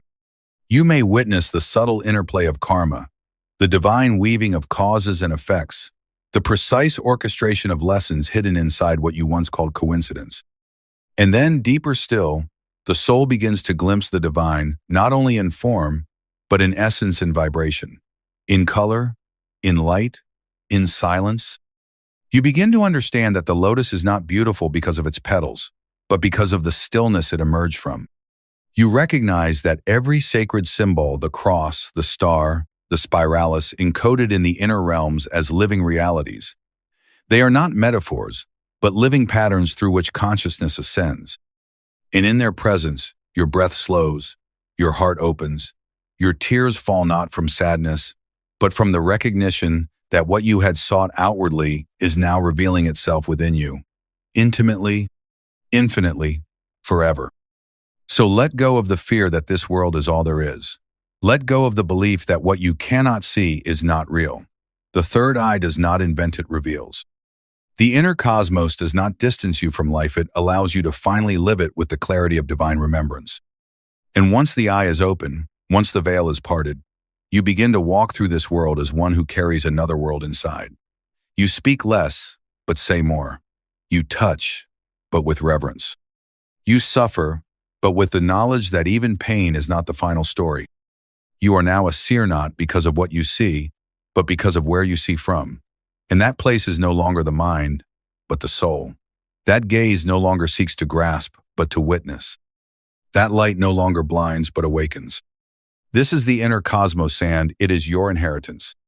Now comes the most subtle, the most dangerous threshold of all, not the storm of outer opposition, not the confusion of doubt, not even the loneliness of inner awakening, but the temptation to misuse what has been divinely revealed. For once the third eye opens, once the soul begins to navigate the luminous corridors of the inner cosmos, and the veil of ordinary vision falls away, the seeker becomes a knower of things hidden from the world. And herein lies the test that even advanced souls may stumble before the seduction of subtle power, the ego's final mask. Power is not merely the ability to move matter. It is the capacity to influence vibration, to alter perception, to direct the currents of consciousness that flow between beings. And when the third eye opens, the soul becomes sensitive to these rivers of energy, the thoughts of others, the desires that ripple through space, the karmic ties that pull one heart to another, the unspoken emotions that live behind a gaze or gesture. In this sensitivity, one may be tempted to manipulate, to boast, to assume superiority, to bend reality toward personal desire under the disguise of spiritual intent. But I tell you, this is the very fire that must purify the heart before the soul can be trusted with the full vision of God. Yogic scriptures speak not only of saints, but of siddhas, who gain powers before they gain wisdom. Some may develop clairvoyance, the ability to read thoughts, to see into future timelines or distant places. Others may awaken the power of magnetism, the ability to attract wealth, love, or influence through vibratory alignment. But all these abilities, when touched by ego even in trace amounts, become obstacles to union. It is not wrong to possess spiritual sight. It is dangerous to believe it is yours. For the moment you identify as the seer, you separate yourself from the source. In the moment you claim the power, you invite its dissipation. This is why the great masters cloak themselves in humility. Lahiri Mahasaya, the householder yogi of Benares, performed no outward miracles, yet transformed thousands through silent spiritual radiation. Sri Yukteswar, my guru, possessed the wisdom of the rishis but lived in quiet detachment. Babaji, the deathless master of the Himalayas, remains hidden, not because he lacks power, but because he has no need to display it. And so must it be with you, if you would cross this burning gate. For the eye that opens must pass through the fire of purification, or close again beneath the ash of pride. What purifies the eye is not denial, but surrender. It is not fear of the gift, but reverence for its giver. Every time you are tempted to use what you've seen to judge another, pause. Every time you wish to speak your visions to gain admiration, be still. Every time you feel superior for having glimpsed what others have not, kneel in the temple of your own breath and say, Lord, it is not mine, it is thine. This act of surrender, small, silent, unseen by the world, is what refines your vision. It turns the eye from the lens of ego to the mirror of God. And if the fire of purification comes, and it will do not flee, when your deepest attachments rise like smoke, when your desires burn and your plans dissolve, when old identities fall away and you feel naked before the infinite, rejoice. For this is the holy combustion that removes all veils. You are not being punished. You are being rendered transparent to light. You are not losing power, you are becoming its instrument. I remember the moments when I, too, walked through this fire, when my prayers brought not peace, but inner upheaval, when visions came unbidden, and I feared I was losing touch with the world. But in time I learned, what the fire takes away, God replaces with eternity. You must let the small self burn, so the soul can rise like incense into the presence. So guard your gaze, beloved. Let your third eye remain the eye of devotion, not ambition. Let it be an altar, not a spotlight. Let it be a window through which God may look upon his creation, not a mirror in which you admire your reflection. Only then will the vision remain clear, the power remain pure, and the eye remain open not only in your meditations, but in the sacred ordinariness of life. When the eye becomes fire, and the fire becomes love, and love becomes surrender, then you are ready for the final sight. There comes a moment on the path after the veils have burned away, after the ego has collapsed into ash, after all the visions and voices and vibratory marvels have bowed before silence, when the opened eye no longer seeks, no longer scans the inner horizon for phenomena or signs or confirmation. It simply rests in what it now knows to be the only truth. God alone is real. And this is the blessed fruit of the fully awakened third eye, not a gallery of lights, not the ability to read minds or peer into past lives, but the constant, unshakable perception of the divine in all things. It is not a flash or a trance or a mountaintop miracle. It is the quiet seeing of eternity in a flower, of infinity in a child's laugh, of boundless compassion even in the sorrowful and strange. The eye becomes steady not because the world has changed, but because the one who sees no longer identifies with what is passing. When the third eye rests in divine union, it no longer perceives separation. The saints you once glimpsed in dreams now live within your breath. The astral temples you once visited are now felt in the stillness behind your gaze. The God you once sought in clouds of mantra and vision is now the subtle hum in every cell of your being. You look into the eyes of friend or stranger, and you no longer see form, you see a flickering flame from the same eternal light. And even when sorrow comes, when the world appears to break again, you no longer fall into despair, for you now know that even the breaking is held in the gentle gaze of the divine witness within you. This is the final blessing of the opened eye. It sees not only God above, or God within, it sees God as all. Where others see chaos, it sees rhythm. Where others see cruelty, it sees karmic law working toward balance. Where others see loss, it sees divine refinement. The eye has become a lamp, and the lamp shines not outward only, but inward, and reveals that the soul was never apart from God. It was only sleeping in the dream of separation. And oh, the sweetness of this vision! It cannot be described. Even my words, poured out in devotion, fail before its stillness. It is like being embraced by a presence that has no form, yet holds all forms. It is like hearing a song in your soul that has no beginning and will never end. It is like becoming transparent so that only God's light remains, wearing your body, moving your thoughts, loving through your heart. In that state, prayer becomes breath, and breath becomes worship. In that state, every sound becomes Om, and every silence becomes His embrace. In that state, one could walk through fire and feel only light. One could be cast into the world's madness and see only Maya dancing around the unmoved center of truth. This is not fantasy. It is the soul's true sight. It is what Christ meant when He said, "If thine eye be single, thy whole body shall be full of light." It is what the rishis saw in their cave-bound ecstasies. It is what you are being called toward, not merely to awaken the third eye as a doorway, but to dwell in it as a temple. You are not meant to glimpse God and return to blindness. You are meant to behold Him everywhere, until the seer and the seen dissolve into seeing itself pure, eternal, ever-conscious joy. So do not stop at visions. Do not build your house in the land of experiences. Go further. Let the eye see through the dream into the dreamer, and then through the dreamer into the light of the one who dreamed even the dreamer into being. For in that final seeing, you will know. There was never an eye, never a seer, never a seen, only God gazing upon Himself in love. And now, beloved soul, you stand at the edge of a silence deeper than words, more luminous than light, more intimate than breath. For you have not merely heard about the third eye, you have walked with me through its awakening. You have glimpsed the threshold where form begins to melt into vibration, where sound becomes a bridge into spirit, where the world you once trusted begins to dissolve like mist before the sun. And though your outer life may still unfold in the rhythm of days and duties, something essential within you has changed. You are no longer a seeker chasing visions, nor a wanderer lost in longing. You are a seer, no one, who walks not by sight, but by soul. But let me speak to you not as a teacher above, but as a companion beside you, as one who has wept in the caves of doubt and soared in the stillness of divine remembrance. I know what it feels like to tremble before the eye's awakening.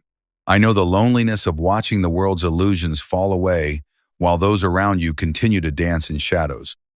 I know the ache of being filled with light and having no words for it, but I also know the grace that follows the surrender. I know the peace that arrives, not with fanfare, but like dew upon the heart. I know the deep, eternal joy that remains untouched, even when life storms around you, for that joy flows from the one who now gazes through you. And so I say to you, walk now as a seer, but do not speak as one seeking recognition. Let your vision remain inward, your devotion remain quiet, your love remain unconditioned. Let the awakened eye guide you not to powers, but to presence. Let it teach you how to bow before the God in all, not to judge or divide, but to embrace and uplift. For the true seer does not escape the world, he sanctifies it by seeing God beneath every veil. Each morning, as you rise from sleep, do not begin with worry or haste. Begin with stillness. Greet the infinite behind the brow. Offer your sight to him again. Whisper, "Let me see only thee today, beloved." And when the world pulls you outward, return inward again, not in retreat, but in reconnection. The eye will remind you. The light will call you. The breath will guide you. And each night, before sleep swallows your senses, kneel within. Close the eyes of flesh and let the single eye remain open. Say to the Lord, "I have walked with thee through this day. I have tried to see as thou seest." May this gaze never dim. And he, the indweller of your soul, will wrap you in a peace that no sorrow can touch, and bathe your sleep in visions that nourish the roots of your spiritual becoming. You may feel unworthy. You may doubt the depth of your practice. But let me tell you now, if you are here, reading these words, breathing with me in this sacred moment, then you are ready. Not because you are perfect, but because you have yearned long enough, surrendered deep enough, and been broken open by love wide enough to receive what cannot be given by effort alone. Grace has touched your forehead. The gate is opened. The star has begun to shine. So go now not with pride, but with reverence. Go not to convince others, but to awaken compassion in silence. Go not to prove your awakening, but to embody its fragrance. You do not need to announce that your eye has opened. It will be known in your calmness, your kindness, your luminous simplicity. It will be felt in your presence, seen in your peace, remembered in your smile. And when fear tries to return, when the world once again tries to wrap its illusions around you, remember the eye. Return to the blue center. Look not outward, but inward and upward. Say again the name of God not as a sound, but as a homecoming. Say, "Thou art the light within the light. Thou art the seer within the seeing. I am thine. Be thou mine."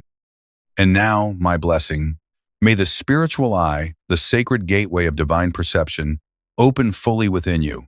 May it become not a portal you visit, but a dwelling place in which you live. May your thoughts be guided by the light that sees without judgment. May your heart remain steady in the fire of divine remembrance. May your breath carry the fragrance of eternity. And may you never again forget that you are not this body, not this mind, not even this personality, but the luminous soul, forever beholding God through the eye that never sleeps. There is no going back now, dear one. But why would you want to return to blindness when your soul was born for sight? Let the light lead you home. Let the eye remain open. Let God be all you see. Beloved soul, what if I told you that the greatest omission in your spiritual education was not born of malice, but of misunderstanding, that what was hidden was not hidden by darkness, but by forgetfulness? What if I whispered to your heart that the Jesus you have been shown is only the outer garment of a cosmic truth, far more radiant, far more universal, far more liberating than any creed could ever capture? There is a silence in the gospel narrativa, void between the age of 12 and 30, silence so deafening that only the meditative heart can hear what truly transpired in those missing years. The boy Jesus, whose words astonished the temple priests, did not vanish into obscurity. He walked east. He journeyed to the lands of eternal wisdom, where the snows of the Himalayas cradle the saints of India, where the eternal science of yoga was already ancient when the pyramids were young. The soul who was born to embody Christ consciousness was drawn, as if by divine magnetism, to those shores where rishis meditate in caves, where the breath is offered in silence to the infinite, where the third eye is open like a celestial lotus to glimpse the divine light within. Jesus did not come to abolish religion, but to fulfill it. And to fulfill his universal mission, he sought not the limited rituals of sex, but the direct revelation of the Spirit. He went where truth was undivided, where Krishna and the eternal Om had never been imprisoned in dogma or buried beneath centuries of theological dust. I tell you, beloved, that Yogananda was not speculating when he said, "The teachings of Jesus and Krishna are one in essence." He was remembering. He was testifying from the inner vision that sees through time. He was lifting the veil so you could remember too. And now, you who listen with the ears of the soul must ask, what if two rivers separated by history, by empire, by geography are in truth the same stream, flowing from the one source? What if Jesus drank from the fountain of yoga not to abandon his mission, but to fulfill it as the divine bridge between East and West, between spirit and form, between your soul and its forgotten origin? There is a silence that speaks louder than scripture, a space between verses that echoes with forgotten thunder, and it is in this very silence, the undocumented years of Jesus' life, that the truth begins to shimmer like a mirage across the sands of time. Between the ages of 12 and 30, the Bible falls silent, and yet the soul of Christ was not idle. The silence is not emptiness, it is invitation. For the divine soul called Jesus did not disappear into mundane obscurity. He walked eastward, drawn by the very vibration of God's eternal truth radiating from the Himalayan snows. There, in the sanctified groves and hidden ashrams of India, among saints who had mastered the breath and conquered the delusion of death, Jesus studied not as a foreigner, but as one returning to a lineage he had known in spirit across incarnations. Ancient Indian scrolls and temple inscriptions, preserved in Ladakh and Puri, tell of a saint named Isa, a luminous youth of divine birth, who came from the West to dwell among the rishis and sannyasis. This Isa lived with the Brahmins and Buddhists, spoke of one God, condemned caste, and learned the sacred science of communion with the infinite. He absorbed the teachings of the Vedas not as novelty, but as sacred memory returning. He meditated not as a beginner, but as one rediscovering his own light. In the silence of Himalayan caves, Jesus sat beside men who had stilled the breath, who had seen the blue sphere of Christ consciousness within, and who had entered samadhi, the divine union beyond thought, beyond self. He did not come to borrow from their tradition. He came to remember that it was already his own. And who were the first to acknowledge his divinity at birth? It was not the rabbis, not the Roman scribes, but the wise men of the East Magi, saints, Yogishu, followed a divine star to offer frankincense and myrrh, gifts not of superstition, but of deep spiritual knowing. These sages were not merely spectators to a miracle, they were heralds of a cosmic prophecy. And in their bowing, they planted a seed. That seed would later draw the young Christ to their lands, to be nourished by the same divine current they had already recognized within him. It was a return, not a departure. The river had found its source again. Can you not feel it? That the path of Jesus was not broken, but continuous? That the very breath of yoga, the science of God union, through meditation, stillness, and surrender was not foreign to him, but encoded in his soul before birth? He did not come to divide East and West, but to show that truth is one. He traveled not to discover God, but to immerse himself in the sacred tools that would help the world remember God as its only self. And it was in India that the Christ child of Nazareth was fully ignited into the Christ avatar of eternity. Shall we continue, beloved, into the next chapter? The sacred teachings he received among the yogis. In the still, golden hush of the Himalayas, where snow-capped peaks rise like frozen prayers to the infinite, and the silence itself breathes with the memory of sages, Jesus received not doctrine, but direct experience, not sermons, but soul transference. What he imbibed from the saints of Bharat was not a new religion, but the eternal science of self-realization, the sacred art through which the drop remembers it as the sea. These were not teachings to be argued, but vibrations to be lived. The breath, he learned, was not merely air, it was the chariot of spirit, the spine, not just bone, but the altar through which divine light flows, and the mind, not just a thinking instrument, but the veil that must be pierced to behold the face behind all creation. Here he learned what all true yogis know, that there is a center between the eyebrows, a spiritual eye, a luminous portal beyond flesh and thought, and that when one's consciousness is fixed there in stillness and love, the soul begins to see what the eyes never can. When he later uttered, "If thine eye be single, thy whole body shall be full of light," it was not metaphor, it was map. A map inward, past the senses, into the kingdom not of this world but within. That center what yogis call the Ajna chakra, the Kutastha Chaitanya, the Christ consciousness within is where duality dissolves and divinity begins. They taught him to sit in stillness, to still the breath, to withdraw the life force up the spine into the brain, to merge with the bliss behind all motion. They guided him into breathless communion, where the soul dissolves into God, where time ceases and eternity sings in golden silence. These were not speculative practices, they were scientific. Just as fire always burns and water always flows downward, so too does God always respond to deep inner communion. Jesus practiced these truths, not as ritual, but as realization. And it was through this inner training that the human Jesus was transfigured into the living Christ, not a title of exclusivity, but of universality. He began to perceive, in every leaf and face, in every movement and stillness, the same consciousness that sustains galaxies and whispers within the heart of every seeker. When he said, "I and my Father are one," it was not egoic claim, but the natural result of yoga of divine union. He had touched the timeless, and in that touch, all separation had vanished. He had ascended not to escape the world, but to show the world what it truly was. And thus, when Jesus returned from the East and began his brief ministry in the West, he no longer taught as a man quoting God, he taught as a being who had merged with the infinite. Every parable, every healing, every word carried the silent power of the yogic truths he had absorbed, not borrowed from India, but reawakened in the sanctuary of his soul. These truths were not Indian or Jewish, they were cosmic, eternal, the sacred inheritance of all souls. Shall we now proceed, dear traveler, into the hidden language buried within the very Bible you thought you knew? Let us uncover what was never lost, only hidden, awaiting the light of awakened eyes. The scriptures, when read with the eyes of the flesh, become words on a page bound, finite, wrapped in time and tongue.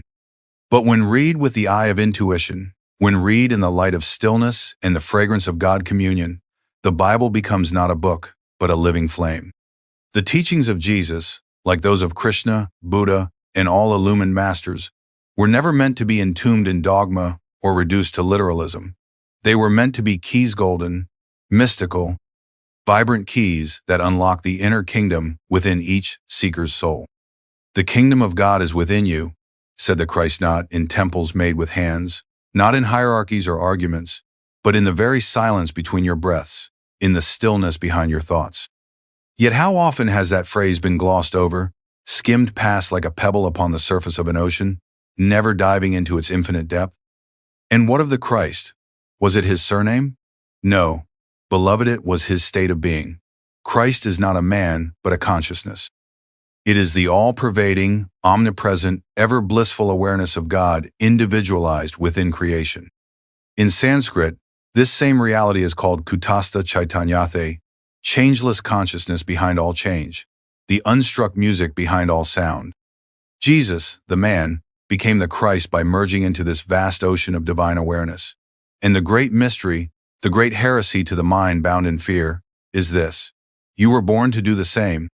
Be ye therefore perfect, even as your Father in heaven is perfect, was not a metaphor, but a call to arms, an invitation to resurrection before death. Even the very structure of Christian doctrine conceals within it the yogic truths of vibration, breath, and inner awakening. In the beginning was the Word, and the Word was with God, and the Word was God. What is this Word, if not the eternal the cosmic vibration that emerged from the silence of spirit and gave birth to all worlds? In the yogic scriptures, it is said that the Holy Ghost, is the first manifestation of God in creation. It is not merely a sound, but the sacred power, the bridge between spirit and matter, the invisible wave upon which light, time, and breath ride. It is the very comforter that Jesus promised, which would abide within us, teach us all things, and bring all truth to remembrance not externally, but within the temple of the soul. And so we must ask, was this truly hidden, or was it simply veiled by the mind's restlessness? Were these teachings buried, or were they waiting, patiently, like the morning sun behind heavy clouds, for the clear gaze of the seeker to behold them?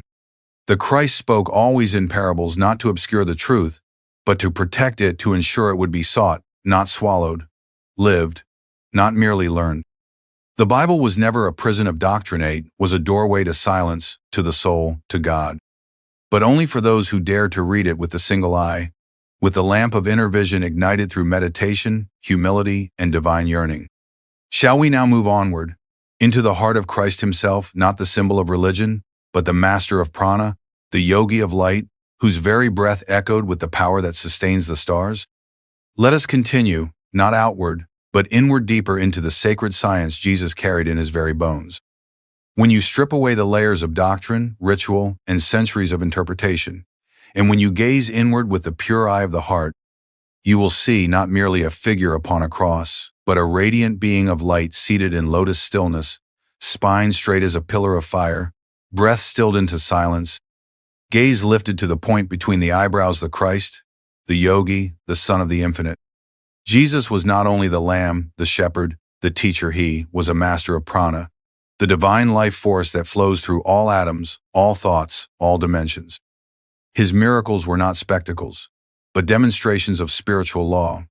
His healings were not interventions, but harmonizations of energy. His walk upon the waters, his calming of storms, his raising of Lazarus, these were not violations of natural law, but expressions of a higher law, the law that governs spirit over matter. For he knew what the yogis of India have always known, that breath is not merely oxygen, but the carrier of consciousness, that the spine is not simply vertebrae and nerve, but the sacred highway of divine current, that when one withdraws the restless breath and stills the flickering mind, the soul begins to expand, the senses begin to dissolve, and one's being merges into the vibrationless joy of the infinite. Jesus practiced what in the East is called Kriya Yoga, sacred science of self-realization, through breath mastery. And though this may seem radical to some, it is not heresy, it is history. It is mystic science. It is soul remembrance. When he withdrew into the wilderness for 40 days, what was he doing? When he fasted, when he prayed alone on the mountaintop, when he spent nights in solitude, these were not simply acts of piety. They were the disciplines of a master yogi. The inner work required to pierce the veil of Maya and commune with the Father in the secret place. Even his death, which so many focus on as the pinnacle of his mission, was not the final miracle, it was his resurrection, his conscious return to the body, his demonstration of spirit's supremacy over the flesh, that bore the seal of yogic realization. He had mastered not only life, but death. He had moved beyond karma, beyond individuality, and returned as the Christ not bound by time or form. And so when you see him now, do not only see the robes and the crown of thorns, see the light pouring from his third eye, see the stillness in his breathless spine, see the calm joy in his eyes as he beholds the Father everywhere, in all, through all, as all. He was not trying to create a religion, he was trying to awaken souls. And the method he taught, whether veiled in parable or lived in silence, was yoganian with the infinite. Not yoga as stretching or posture, but yoga as divine communion, as inward ascent, as the stilling of the waves of the mind, so that the moon of Christ consciousness can shine clear upon the soul's lake. And now, beloved, let us turn to the eternal mirror, to the avatars, Krishna and Christu's lives, though separated by continents and centuries, reflect the same sun. Let us behold their divine parallel, and in it discover our own timeless nature. Let your heart listen now, not with the intellect that measures time and culture, but with the soul that recognizes eternal truth wherever it appears.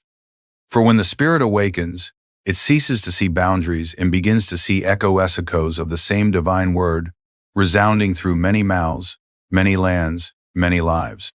Such is the echo between Christ and Krishna, not in their names alone, which mirror each other like reflections in the waters of cosmic consciousness, but in their lives, their missions, and their very essence.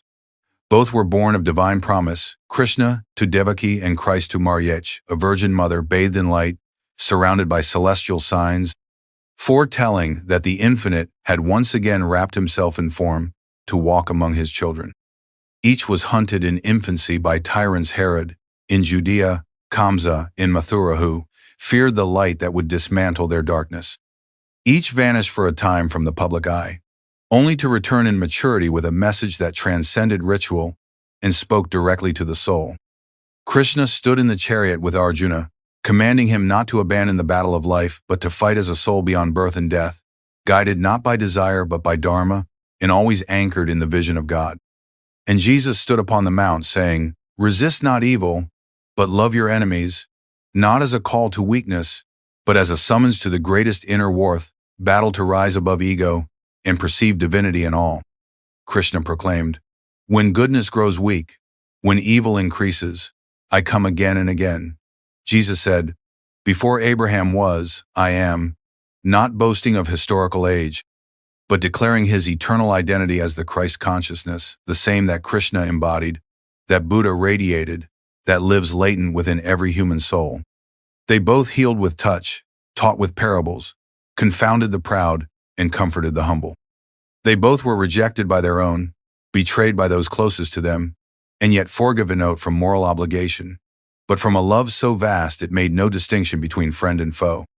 And their teachings, when read not with dogmatic rigidity but with intuitive stillness, mirror one another like two hands in prayer. The Gita whispers, "Be steadfast in yoga, O Arjuna," while the Gospels say, "Abide in me, and I in you." Krishna teaches the impermanence of body, the eternity of soul. Jesus says, "Lay not up for yourselves treasures on earth." Krishna speaks of the self as unborn, undying, untouched by weapon or fire. Jesus declares, "Fear not them which kill the body, but fear not at all, for I am with you always." This is not coincidence. This is the timeless fragrance of one spirit blowing through many gardens. The light of God did not shine one seat shines eternally, and when it takes form in a Christ or a Krishna, it does so not to start a new faith, but to remind the sleeping soul of its origin. There is no east or west in spirit. The sun rises in the east and sets in the west, but its light belongs to the world, and so too does truth. Let us now lift our gaze to the one who came, not to speak, but to awaken, not to found a religion, but to recall the ancient unity, the deathless yogi, the eternal seer, whose mission was to fuse Krishna and Christ once more in the hearts of all mankind. Let us walk with Babaji. In the high Himalayan solitudes where the noise of the world cannot climb, where the winds speak secrets to the snows and the silence itself has memory, there dwells one whose presence defies time, whose body answers to no decay, and whose mission is a golden bridge spanning centuries and civilizations. Babaji, the deathless yogi, is not legend but luminous fact spoken of by saints, seen by sages, and known to those whose souls have brushed the hem of the infinite. He is not merely a man but a divine messenger, a silent flame whose very existence proves that the spirit, once anchored fully in God, can transcend all laws of matter. It was he who summoned Lahiri Mahasaya, not with words but with will, and re-gifted to the world the sacred science that had long been hidden, the Kriya Yoga of the Rishis, the spinal path to divine awakening, the key to Christ consciousness within the human form. But more than a technique, Babaji came bearing a mission as vast as the Skyesa task not of religion, but of reunion. The time has come, he declared in that cosmic cave, to reawaken the West to the inner Christ not as a crucified idol, but as a living power within the soul. And whom did he choose to carry this sacred current across oceans and continents? A young monk with the eyes of a lion and the heart of a child, born in Bengal, yet destined to stand before presidents and peasants alike myself, your brother, your friend, sent not by ambition but by divine ordainment, for it was not enough to chant Krishna's name in India while the West worshipped Christ in separation. The two had to be revealed as one unlight, one truth, one consciousness, wearing two divine faces. The wisdom of the East had become veiled in ceremony, and the faith of the West had hardened into creed. Babaji's mission was to melt the ice around the heart of both and let the rivers of spirit flow together once more. He knew, as I came to know, that Krishna and Christ were not founders of rival religions, but expressions of the same infinite flame that, their lives, miracles, messages, and even their silent suffering, all pointed to the same center, that within each human soul dwells the kingdom of God, waiting to be known not through belief, but through realization. It was not a small task.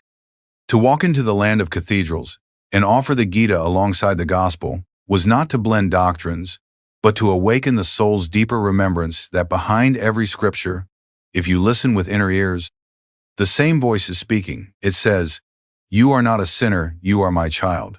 It says, Be still, and know I am God, not in a temple, not in a cloud, but in the still cave of your breath, in the sacred altar of your spine. That is the mission Babaji gave, and I accepted not as duty, but as love's calling. For what else is there to do, once you know that the same God who walked with Moses also danced with Radha, who whispered to Buddha beneath the Bodhi tree, and rose again in Jesus from the tomb? Let the dogmas fall like dry leaves. Let the soul awaken to spring. The time of separation is over. The flame that was hidden in the Himalayas has traveled westward in silence, lit now in your heart by grace, by longing, and by this very remembrance. You are not separate, you are not forgotten. The lamp of Babaji burns even now, and if you will sit still and breathe with reverence, its light will rise in your own being and whisper to you, as it did to me, go forth and remind them they are not dust, but divinity. You were not born to be broken. You are not placed in this world to wander through guilt like a beggar knocking at heaven's gate.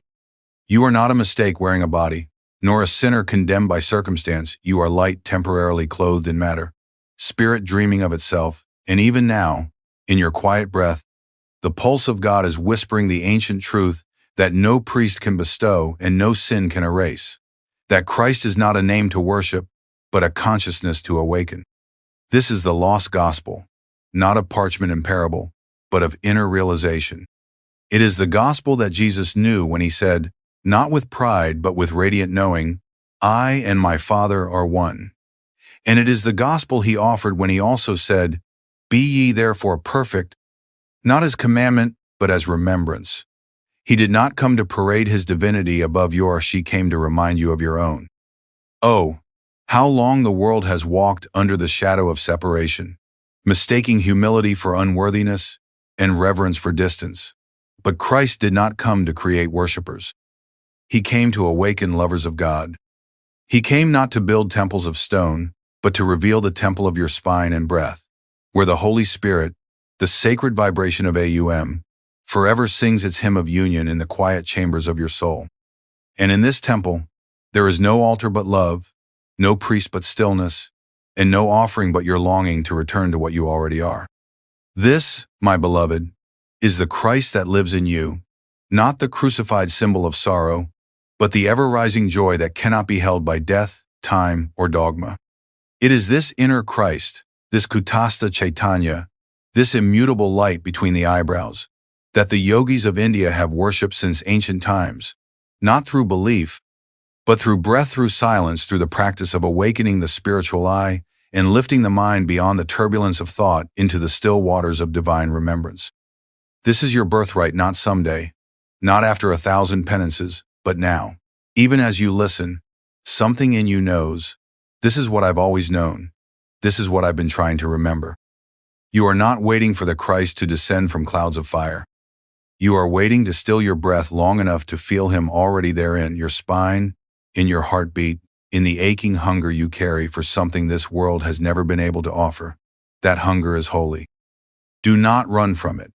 It is Christ himself knocking at the door of your restlessness, saying, let me in, not so I can take you somewhere, but so I can show you you are already home. So, cast off the chains of unworthiness. Let go of the thought that holiness lives in others but not in you. You are not just a seeker of God, you are the image of God seeking itself. And when you sit to meditate, not as a sinner begging for grace, but as a soul daring to remember its origin, then the Christ within you rises not as myth, but as presence, and not as history, but as truth. You were not meant to worship Christ from afar. You were meant to become him from within. Let that become your sacred vow. Let that be your second coming. Let that be the moment you stop reaching outward and begin rising inward, into the light that was never lost, only forgotten. There is a moment, silent as snow upon a sleeping field, when the soul awakens not with fanfare, not with lightning or prophetic fire, but with the quiet and irrefutable knowing that God was never far, that Christ was never absent, that heaven has never been lost, only unremembered. This, beloved, is the second coming.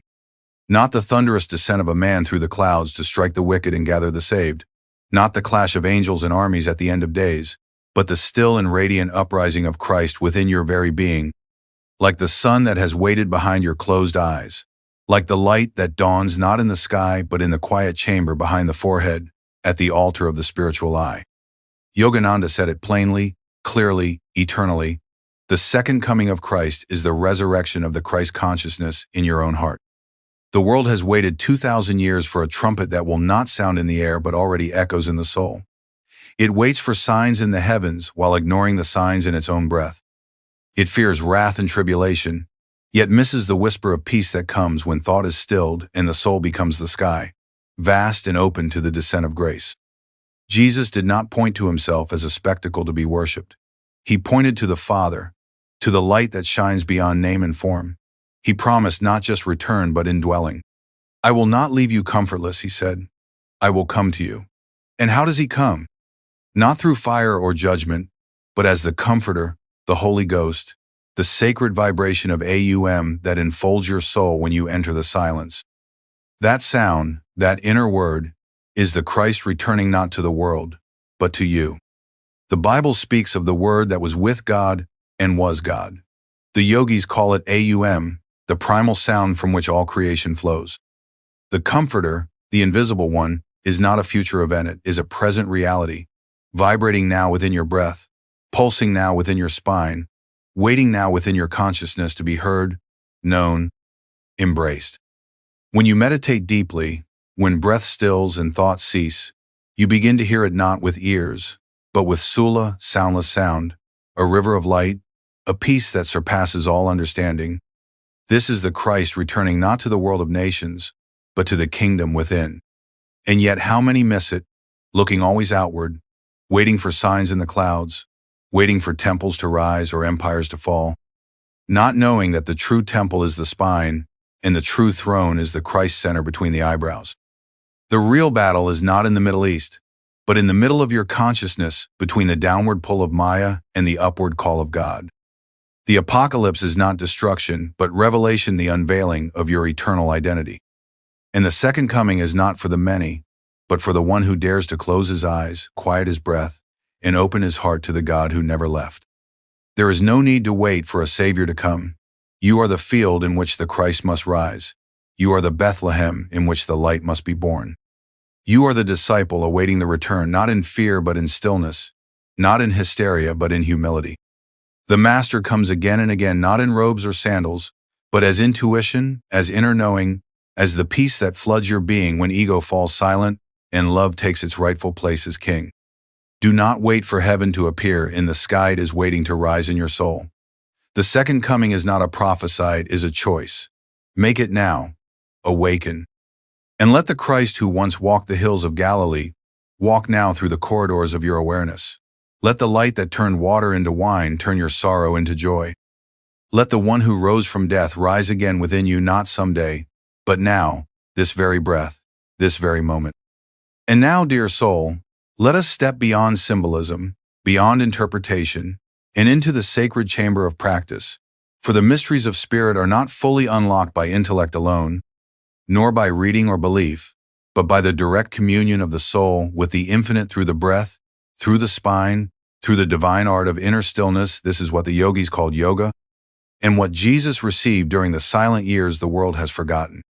For in those lost years, hidden from the Gospels but remembered in the ether of divine testimony, Jesus did not merely wander in obscurity, he traveled eastward into the timeless Himalayas, into the presence of illumined rishis, into the sanctuaries of eternal knowledge where Kriya Yoga, the sacred science of breath and divine union, was offered to him not as religion, but as remembrance. This practice, this inner ladder of breath ascending the spine, became not only his personal sadhana, but the root of the miracles misunderstood by a world addicted to spectacle and blind to the laws of spirit. For what is Kriya Yoga, if not the resurrection breath of God circulating through the temple of man? It is not mere technique. It is not breathwork for the body. It is the highway of spirit, the sacred fire flowing up through the chakras, purifying karma, awakening memory, restoring the soul to its divine throne. When Jesus withdrew into the wilderness, when he fasted for 40 days, when he healed with a touch and spoke with a voice that stirred centuries of silence, it was not magic, it was mastery. It was the result of yogic realization, where the will of God becomes your own, and where the life force, normally enslaved to the senses, is drawn upward in loving offering back to its source. This is why Jesus walked on water, because he had transcended the gravitational pull of ego and matter. This is why he raised Lazarus, because he knew that the soul cannot die, only forget. And this is why his body rose from the tomb, because the yogi who has conquered breath has conquered death. Kriya Yoga is not new. It is the science behind all saints. It is the golden thread connecting Krishna, Christ, Babaji, and all awakened ones, known by many names but united by one realization, that God is not separate, that heaven is within, and that the breath is the chariot by which the soul rides home. Yogananda was sent by Babaji to bring this knowledge back to the West, not as an alternative religion, but as the completion of a forgotten truth that what Jesus lived, we too are meant to live. That his works were not his alone, but demonstrations of a path open to every soul who will walk it. And now, beloved, that path lies before you not in the pages of old scriptures alone, but in the sacred art of stillness you may enter tonight. The next time you sit to pray, not with words but with breath, not in fear but in surrender. Kriya Yoga is the practice Jesus received and now returns to you, veiled not in dogma but in inner simplicity, available not to the elite but to the sincere. When you draw your energy inward, when you lift your gaze to the spiritual eye, when you learn to commune not through ritual but through vibration, you will find that the same Christ who walked the earth now walks within your spine, rising breath by breath from earth to ether, from ego to eternity, until you too can say not with arrogance, but with radiant humility, I and my Father are one. So take up the practice, not as an obligation, but as a return. Let Kriya become the cross you no longer bear, but transcend. Let it be your resurrection breath, your daily ascent into the kingdom within. And when you practice, know this: you are not imitating Christ. You are discovering him within. You are not remembering a man. You are reawakening the God that man came to reveal. This is the sacred heritage of your soul, not separation, but union, not worship, but realization, not waiting, but returning. Let the breath carry you home. Let the silence reveal what has never been absent. Let the practice awaken what has always been true.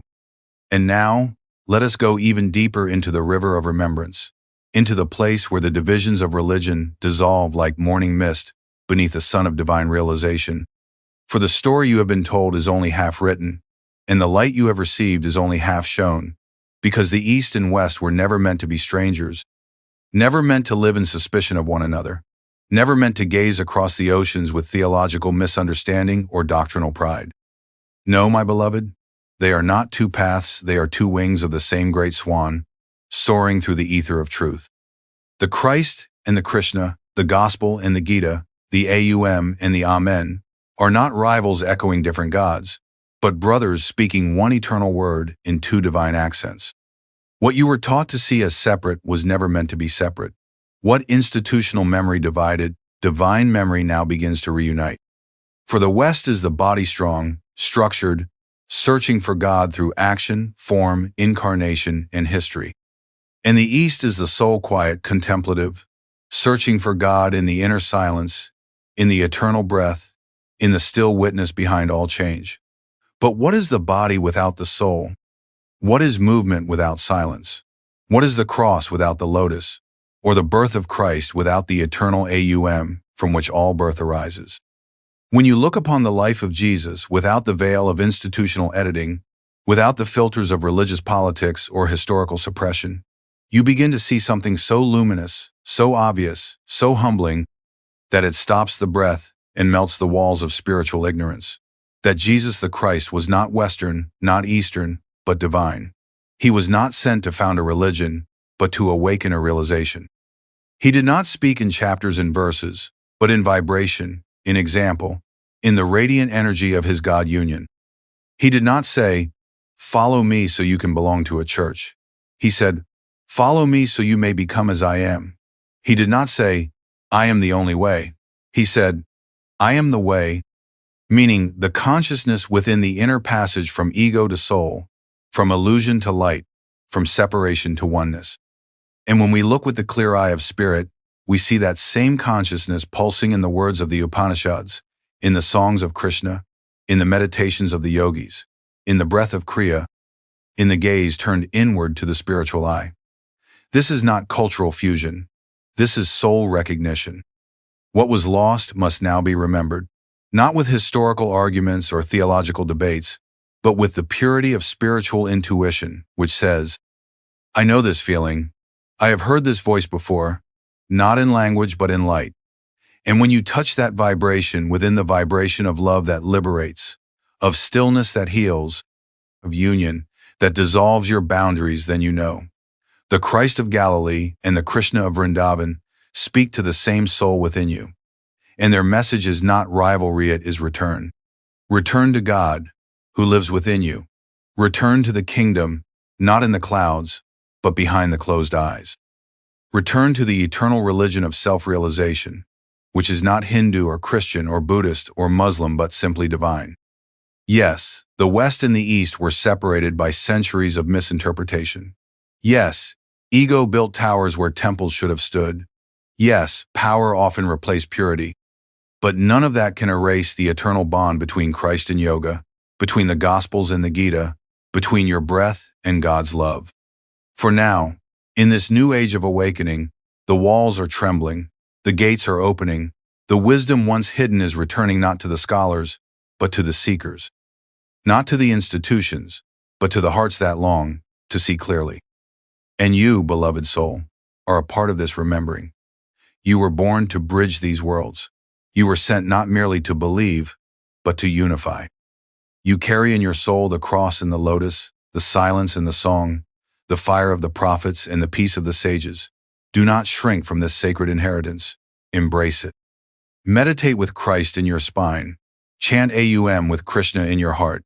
Read the Gospel with yogic eyes. Read the Gita with Christ's love flowing through your veins. This is the harmony the world forgot. This is the reunion your soul has been craving.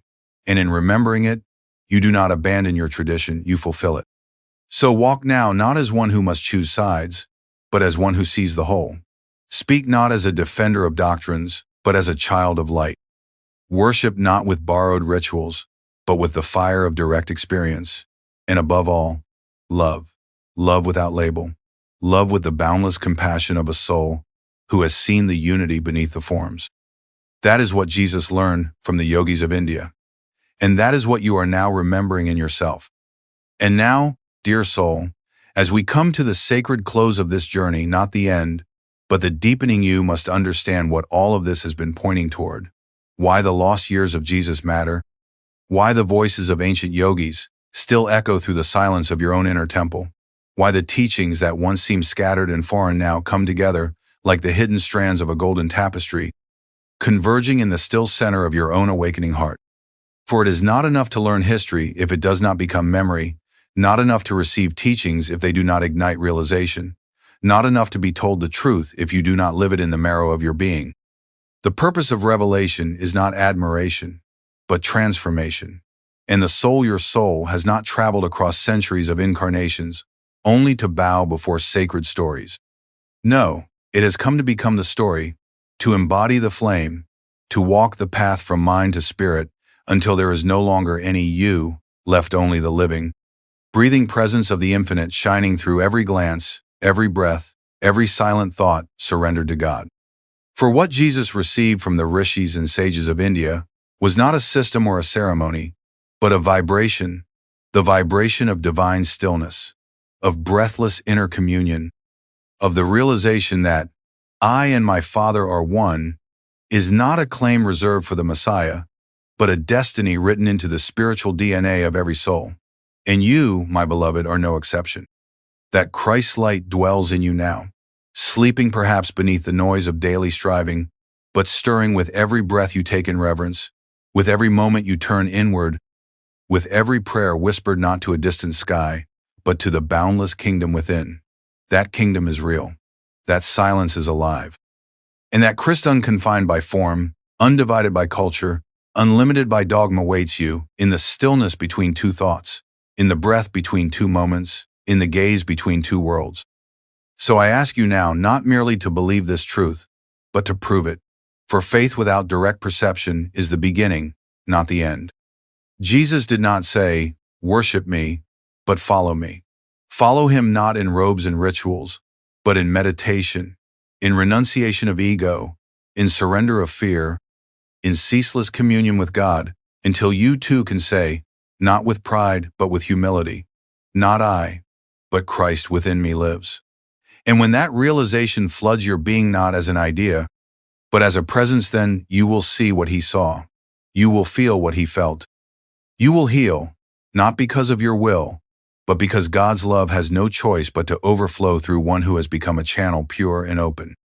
This is the second coming, not a prophet riding clouds, but the awakening of Christ, consciousness in your spine, your breath, your innermost awareness where God alone lives and nothing else can survive. So meditate, breathe with devotion, chant Aum with love, bow to no one but the God within all. See in Jesus not a theological figure, but the reflection of your future self. See in Krishna not a foreign deity, but your eternal friend.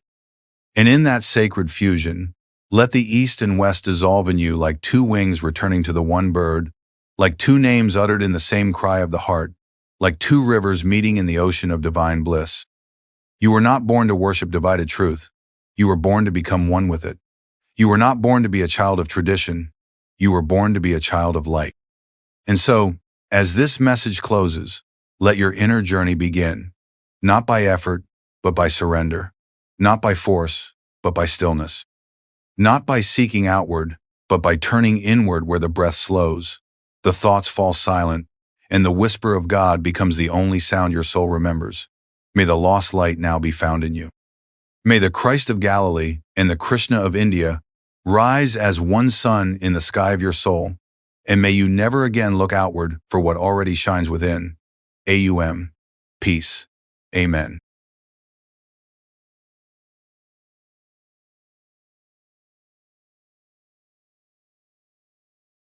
Beloved soul, so often humanity looks upon the body as a mere physical structure, a collection of bones, flesh, and organs, shaped by chance or by the passing hands of heredity.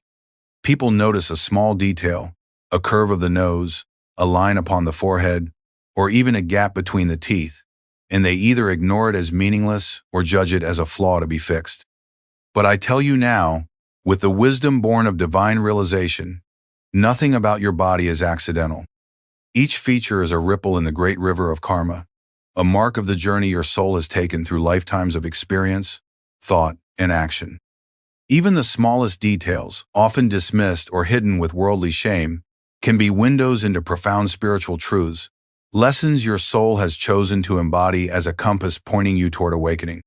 Today, let us speak of one such sign, a simple space between teeth, a gap often noticed in passing, but rarely understood in its deeper meaning. To worldly eyes, it may seem cosmetic, unimportant, or even undesirable. But to those who have cultivated the vision of spirit, this small opening tells a story much older than your present life. It speaks of the currents of energy that shaped your being, the karmic patterns woven through your incarnations, and the subtle whispers of destiny calling you towards self-realization. In this sacred exploration, I will reveal to you what few have spoken openly, how even this slight detail of your earthly form carries within it vibrations of your soul's history and purpose. We shall walk together through ancient wisdom passed down by yogic masters, see how divine energy moves through the channels of your body, and understand why such signs appear and what they mean for your spiritual evolution. Let your mind be still and your heart open, for as we journey together, you will begin to see yourself not as a flawed mortal to be corrected by worldly standards, but as a luminous child of God whose every feature, even the smallest gap, is part of a higher design. Beloved, know this as we begin. Nothing in your being is separate from spirit.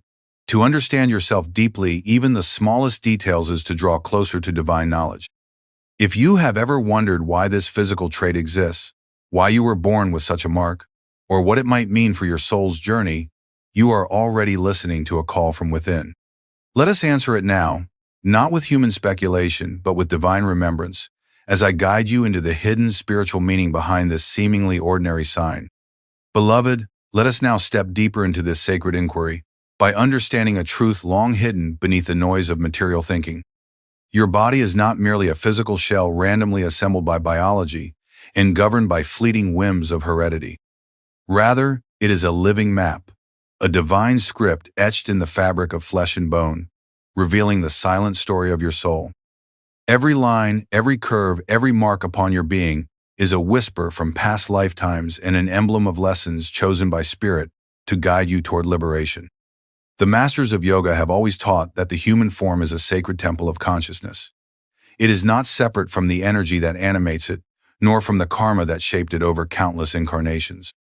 When you look into the mirror and see the arrangement of your features, when you notice even the smallest detail, such as a gap between the teeth, you are not simply observing a genetic trait.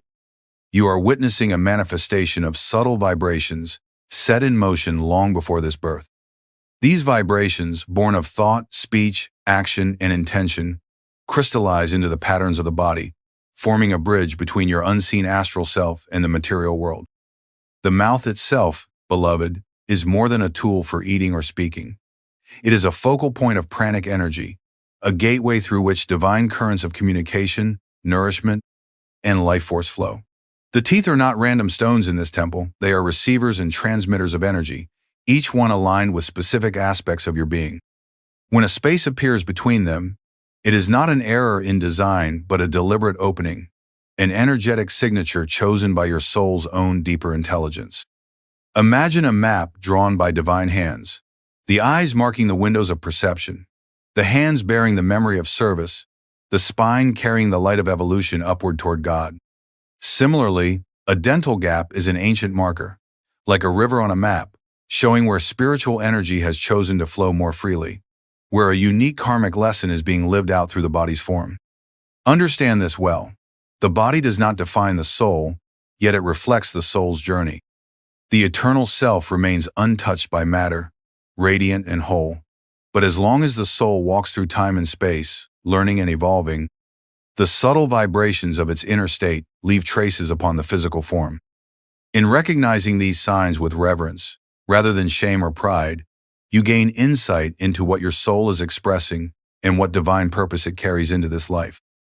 This is why the masters have always studied the body as a mirror of inner truth. In the East, sages could read from a single gesture, a sound of the voice, or the shape of a feature, the spiritual state of a disciple. Not for judgment or prediction, but for guidance to know how best to help that soul overcome its illusions and return to divine remembrance. So, beloved, when you notice a gap between your teeth or any distinct mark upon your being, pause and remember, this is not an imperfection of nature, but a message from the infinite. It is a sign, a symbol on the map of your earthly journey, pointing you toward lessons yet to be learned, gifts yet to be given, and wisdom yet to be unveiled. Beloved, for centuries, sages and seers in the sacred lands of the East observed that the human body, in its smallest details, bore silent testimony to the soul's vibrations. Just as the rings of a tree tell the story of seasons past, so too does the form of your body hint at karmic rhythms woven long before this present life.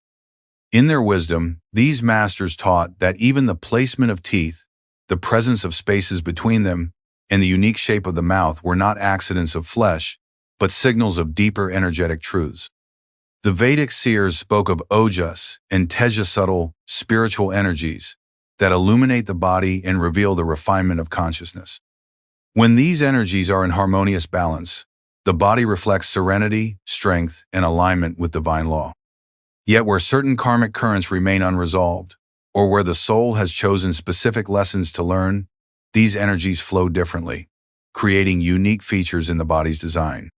A space between the teeth, according to this ancient understanding, is often seen as a mark of openness and opening, not only in physical structure but in spiritual energy, a channel through which divine vibrations pass unhindered.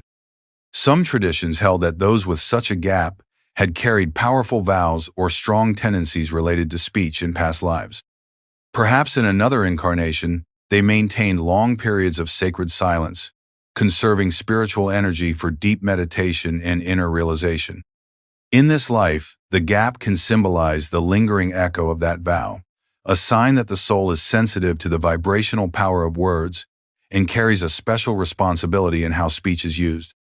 Other sages noted that such an opening could signify an unbounded spirit, a soul less confined by earthly structures, destined to communicate truths that cannot be contained by conventional boundaries. This openness may draw others, not because of worldly charm, but because the soul's presence feels like a breeze flowing through an uncluttered doorway, free and unforced. In this way, the gap becomes a signature of spiritual authenticity, an external sign of inward freedom. Beloved, even in astrology and subtle face-reading disciplines that grew from yogic insight, physical features were understood as cosmic imprints. The mouth was linked to planetary influences governing expression, truthfulness, and destiny in communication. A space between teeth could reveal a soul attuned to a certain planetary vibration, carrying within it lessons or blessings tied to divine speech and higher knowledge. Do not misunderstand, these teachings were never meant to categorize or diminish anyone. They were pathways to self-understanding, tools to help seekers recognize their unique karmic design and the spiritual purpose behind it. When a master observed such a feature, he did not see imperfection. He saw the whisper of spirit shaping the disciple's body to reflect inner needs and future possibilities for awakening. Thus, when you see this sign in yourself or another, let judgment fall away. See it instead as the sages did, a small but powerful marker of your soul's eternal journey, a hint of spiritual openness, and a reminder of sacred duties tied to truth, silence, or divine expression. Beloved soul, having glimpsed the hidden karmic threads woven into this subtle sign of your body, let us now lift our eyes to an even wider horizon, destiny itself. For the gap you see between your teeth is not only a residue of past action, not merely an echo of lifetimes gone by, can also be a mark of the mission your soul has chosen for this incarnation, a sacred reminder of the divine purpose you are here to fulfill. Every soul is born not by accident but by deliberate choice, guided by divine law and the quiet wisdom of spirit. Before taking on this body, you stood in the halls of cosmic light, surrounded by masters and guardians, and you glimpsed the earthly lessons that would best help your consciousness evolve. You saw the karmic knots that still needed to be untied, the gifts waiting to be expressed, and the ways in which you could serve the awakening of others. In that realm beyond time, you chose even the smallest details of your earthly form to support your sacred purpose. The mouth is a divine instrument. Through it, truth can be spoken like fire that illuminates and purifies. Through it, divine chants and holy mantras can reshape the very vibration of your being. A gap in the teeth can signify that your soul has come to live closer to the edge of conventionality, destined not to remain fully bound by worldly appearances or societal molds. Often, such souls are meant to speak truths that challenge illusions, to carry messages of higher wisdom that do not fit neatly into ordinary patterns. This physical mark, then, becomes like an open window, symbolizing the openness through which divine inspiration can pass. Those who carry this sign may have a natural ability to perceive subtleties others overlook, to speak from a place of spiritual authenticity rather than rehearsed conformity. Their words, when guided by spirit, can slip past barriers of ego and pierce the hearts of those ready to awaken. But destiny is not fulfilled without conscious choice. This sacred mark does not automatically grant wisdom or spiritual accomplishment, it is an invitation. It calls the bearer to attune themselves to higher vibration, to practice truthfulness, to purify speech and thought until they are clear channels for divine light. When neglected, this openness can lead to misuse of words, gossip, or confusion. When embraced in reverence, it can blossom into a mission of teaching, healing, and spiritual guidance. Beloved, do not overlook the signs your own body has given you. The infinite often speaks in whispers, not in thunder. A small gap, a subtle marking, a quiet difference from the norm, these may be the very fingerprints of God shaping you for a holy purpose.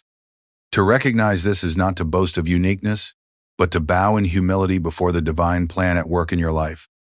In time, as you walk this path of spiritual awakening, you will see that what the world calls flaws are often hidden badges of destiny, sacred openings through which spirit can move more freely. Accept them with gratitude, for they are part of the divine script written upon your being, guiding you ever closer to the fulfillment of your soul's highest calling. Beloved soul, now that you have seen how a physical mark can be tied not only to past karma but to destiny itself, we must look at the practical lessons this sign quietly urges you to learn. Spiritual growth does not unfold in theory alone. It is forged through lived experience. Even the smallest physical trait becomes a teacher, offering subtle, daily opportunities to refine the heart and deepen the soul's wisdom. One of the first lessons carried by this sign is humility. In a world where appearances are often worshipped and conformity is prized, any feature that sets you apart, be it a gap between the teeth or any other unique trait, can provoke feelings of self-consciousness. The ego wants perfection as defined by society. It resists anything that reveals individuality. Yet divine wisdom whispers that spiritual beauty is not measured by symmetry or worldly standards, but by the purity of heart and alignment with truth. This small difference in your form can become a constant reminder to let go of pride, to find confidence not in external approval, but in the eternal worth of your soul. A second lesson is authentic self-expression. Because the mouth is the portal of speech and communication, a physical opening there may signify a spiritual call, not to hide, not to suppress, but to speak truth from the depths of being. Many souls spend lifetimes silencing themselves, fearing judgment or rejection.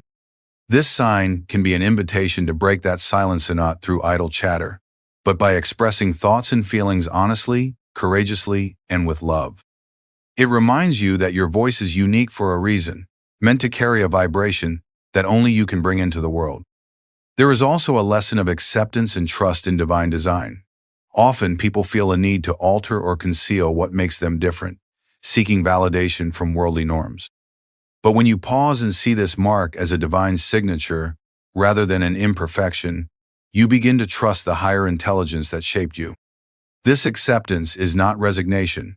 It is a joyful surrender to the will of Spirit, knowing that your body and life have been arranged with precision to serve your growth and purpose. Finally, there is the lesson of inner listening.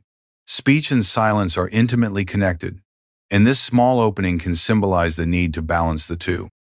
It teaches you to listen inwardly before speaking outwardly, to align words with the quiet voice of conscience and divine guidance. In this way, you learn to let your communication be a bridge for truth and kindness, not a channel for lower vibrations. Beloved, understand that these lessons are not burdens to bear but stepping stones to freedom. If you embrace them, what once seemed a meaningless detail of your body becomes a sacred ally on your path to God. Each time you smile and see that gap, each time you feel different because of it, remember, this is a gentle nudge from Spirit, asking you to grow in humility, to honor your voice, to trust divine design, and to let every word and silence carry the fragrance of soul awareness. Beloved, having understood the karmic threads, destiny's touch, and the psychological lessons this mark carries, we now enter the hidden science of yogic energy. For the mouth is not merely flesh and bone, it is an energetic gateway linked to the chakras, those luminous centers of spiritual power within the astral spine. A gap between the teeth is not only symbolic, it can subtly affect and be affected by the movement of prana, the life force that sustains every breath and thought. In yogic science, the throat chakra, Vishuddha, governs speech, communication, and the transmission of divine truth. Located at the base of the throat, it vibrates with the ether element, the subtle space through which sound travels. When this chakra is balanced, words flow with clarity, honesty, and spiritual resonance.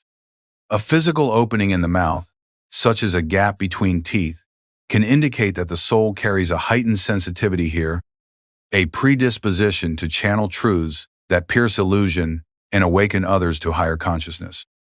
But this sign also speaks to the solar plexus chakra, Manipura, the seat of will and personal power. This center influences how energy is assimilated and projected outward. Because the mouth is part of the process by which we take in nourishment and release expression, a gap may show that pranic energy flows through you differently, perhaps more openly, less confined by earthly patterns. This can manifest as strong intuition or a tendency to absorb spiritual vibrations more readily than others.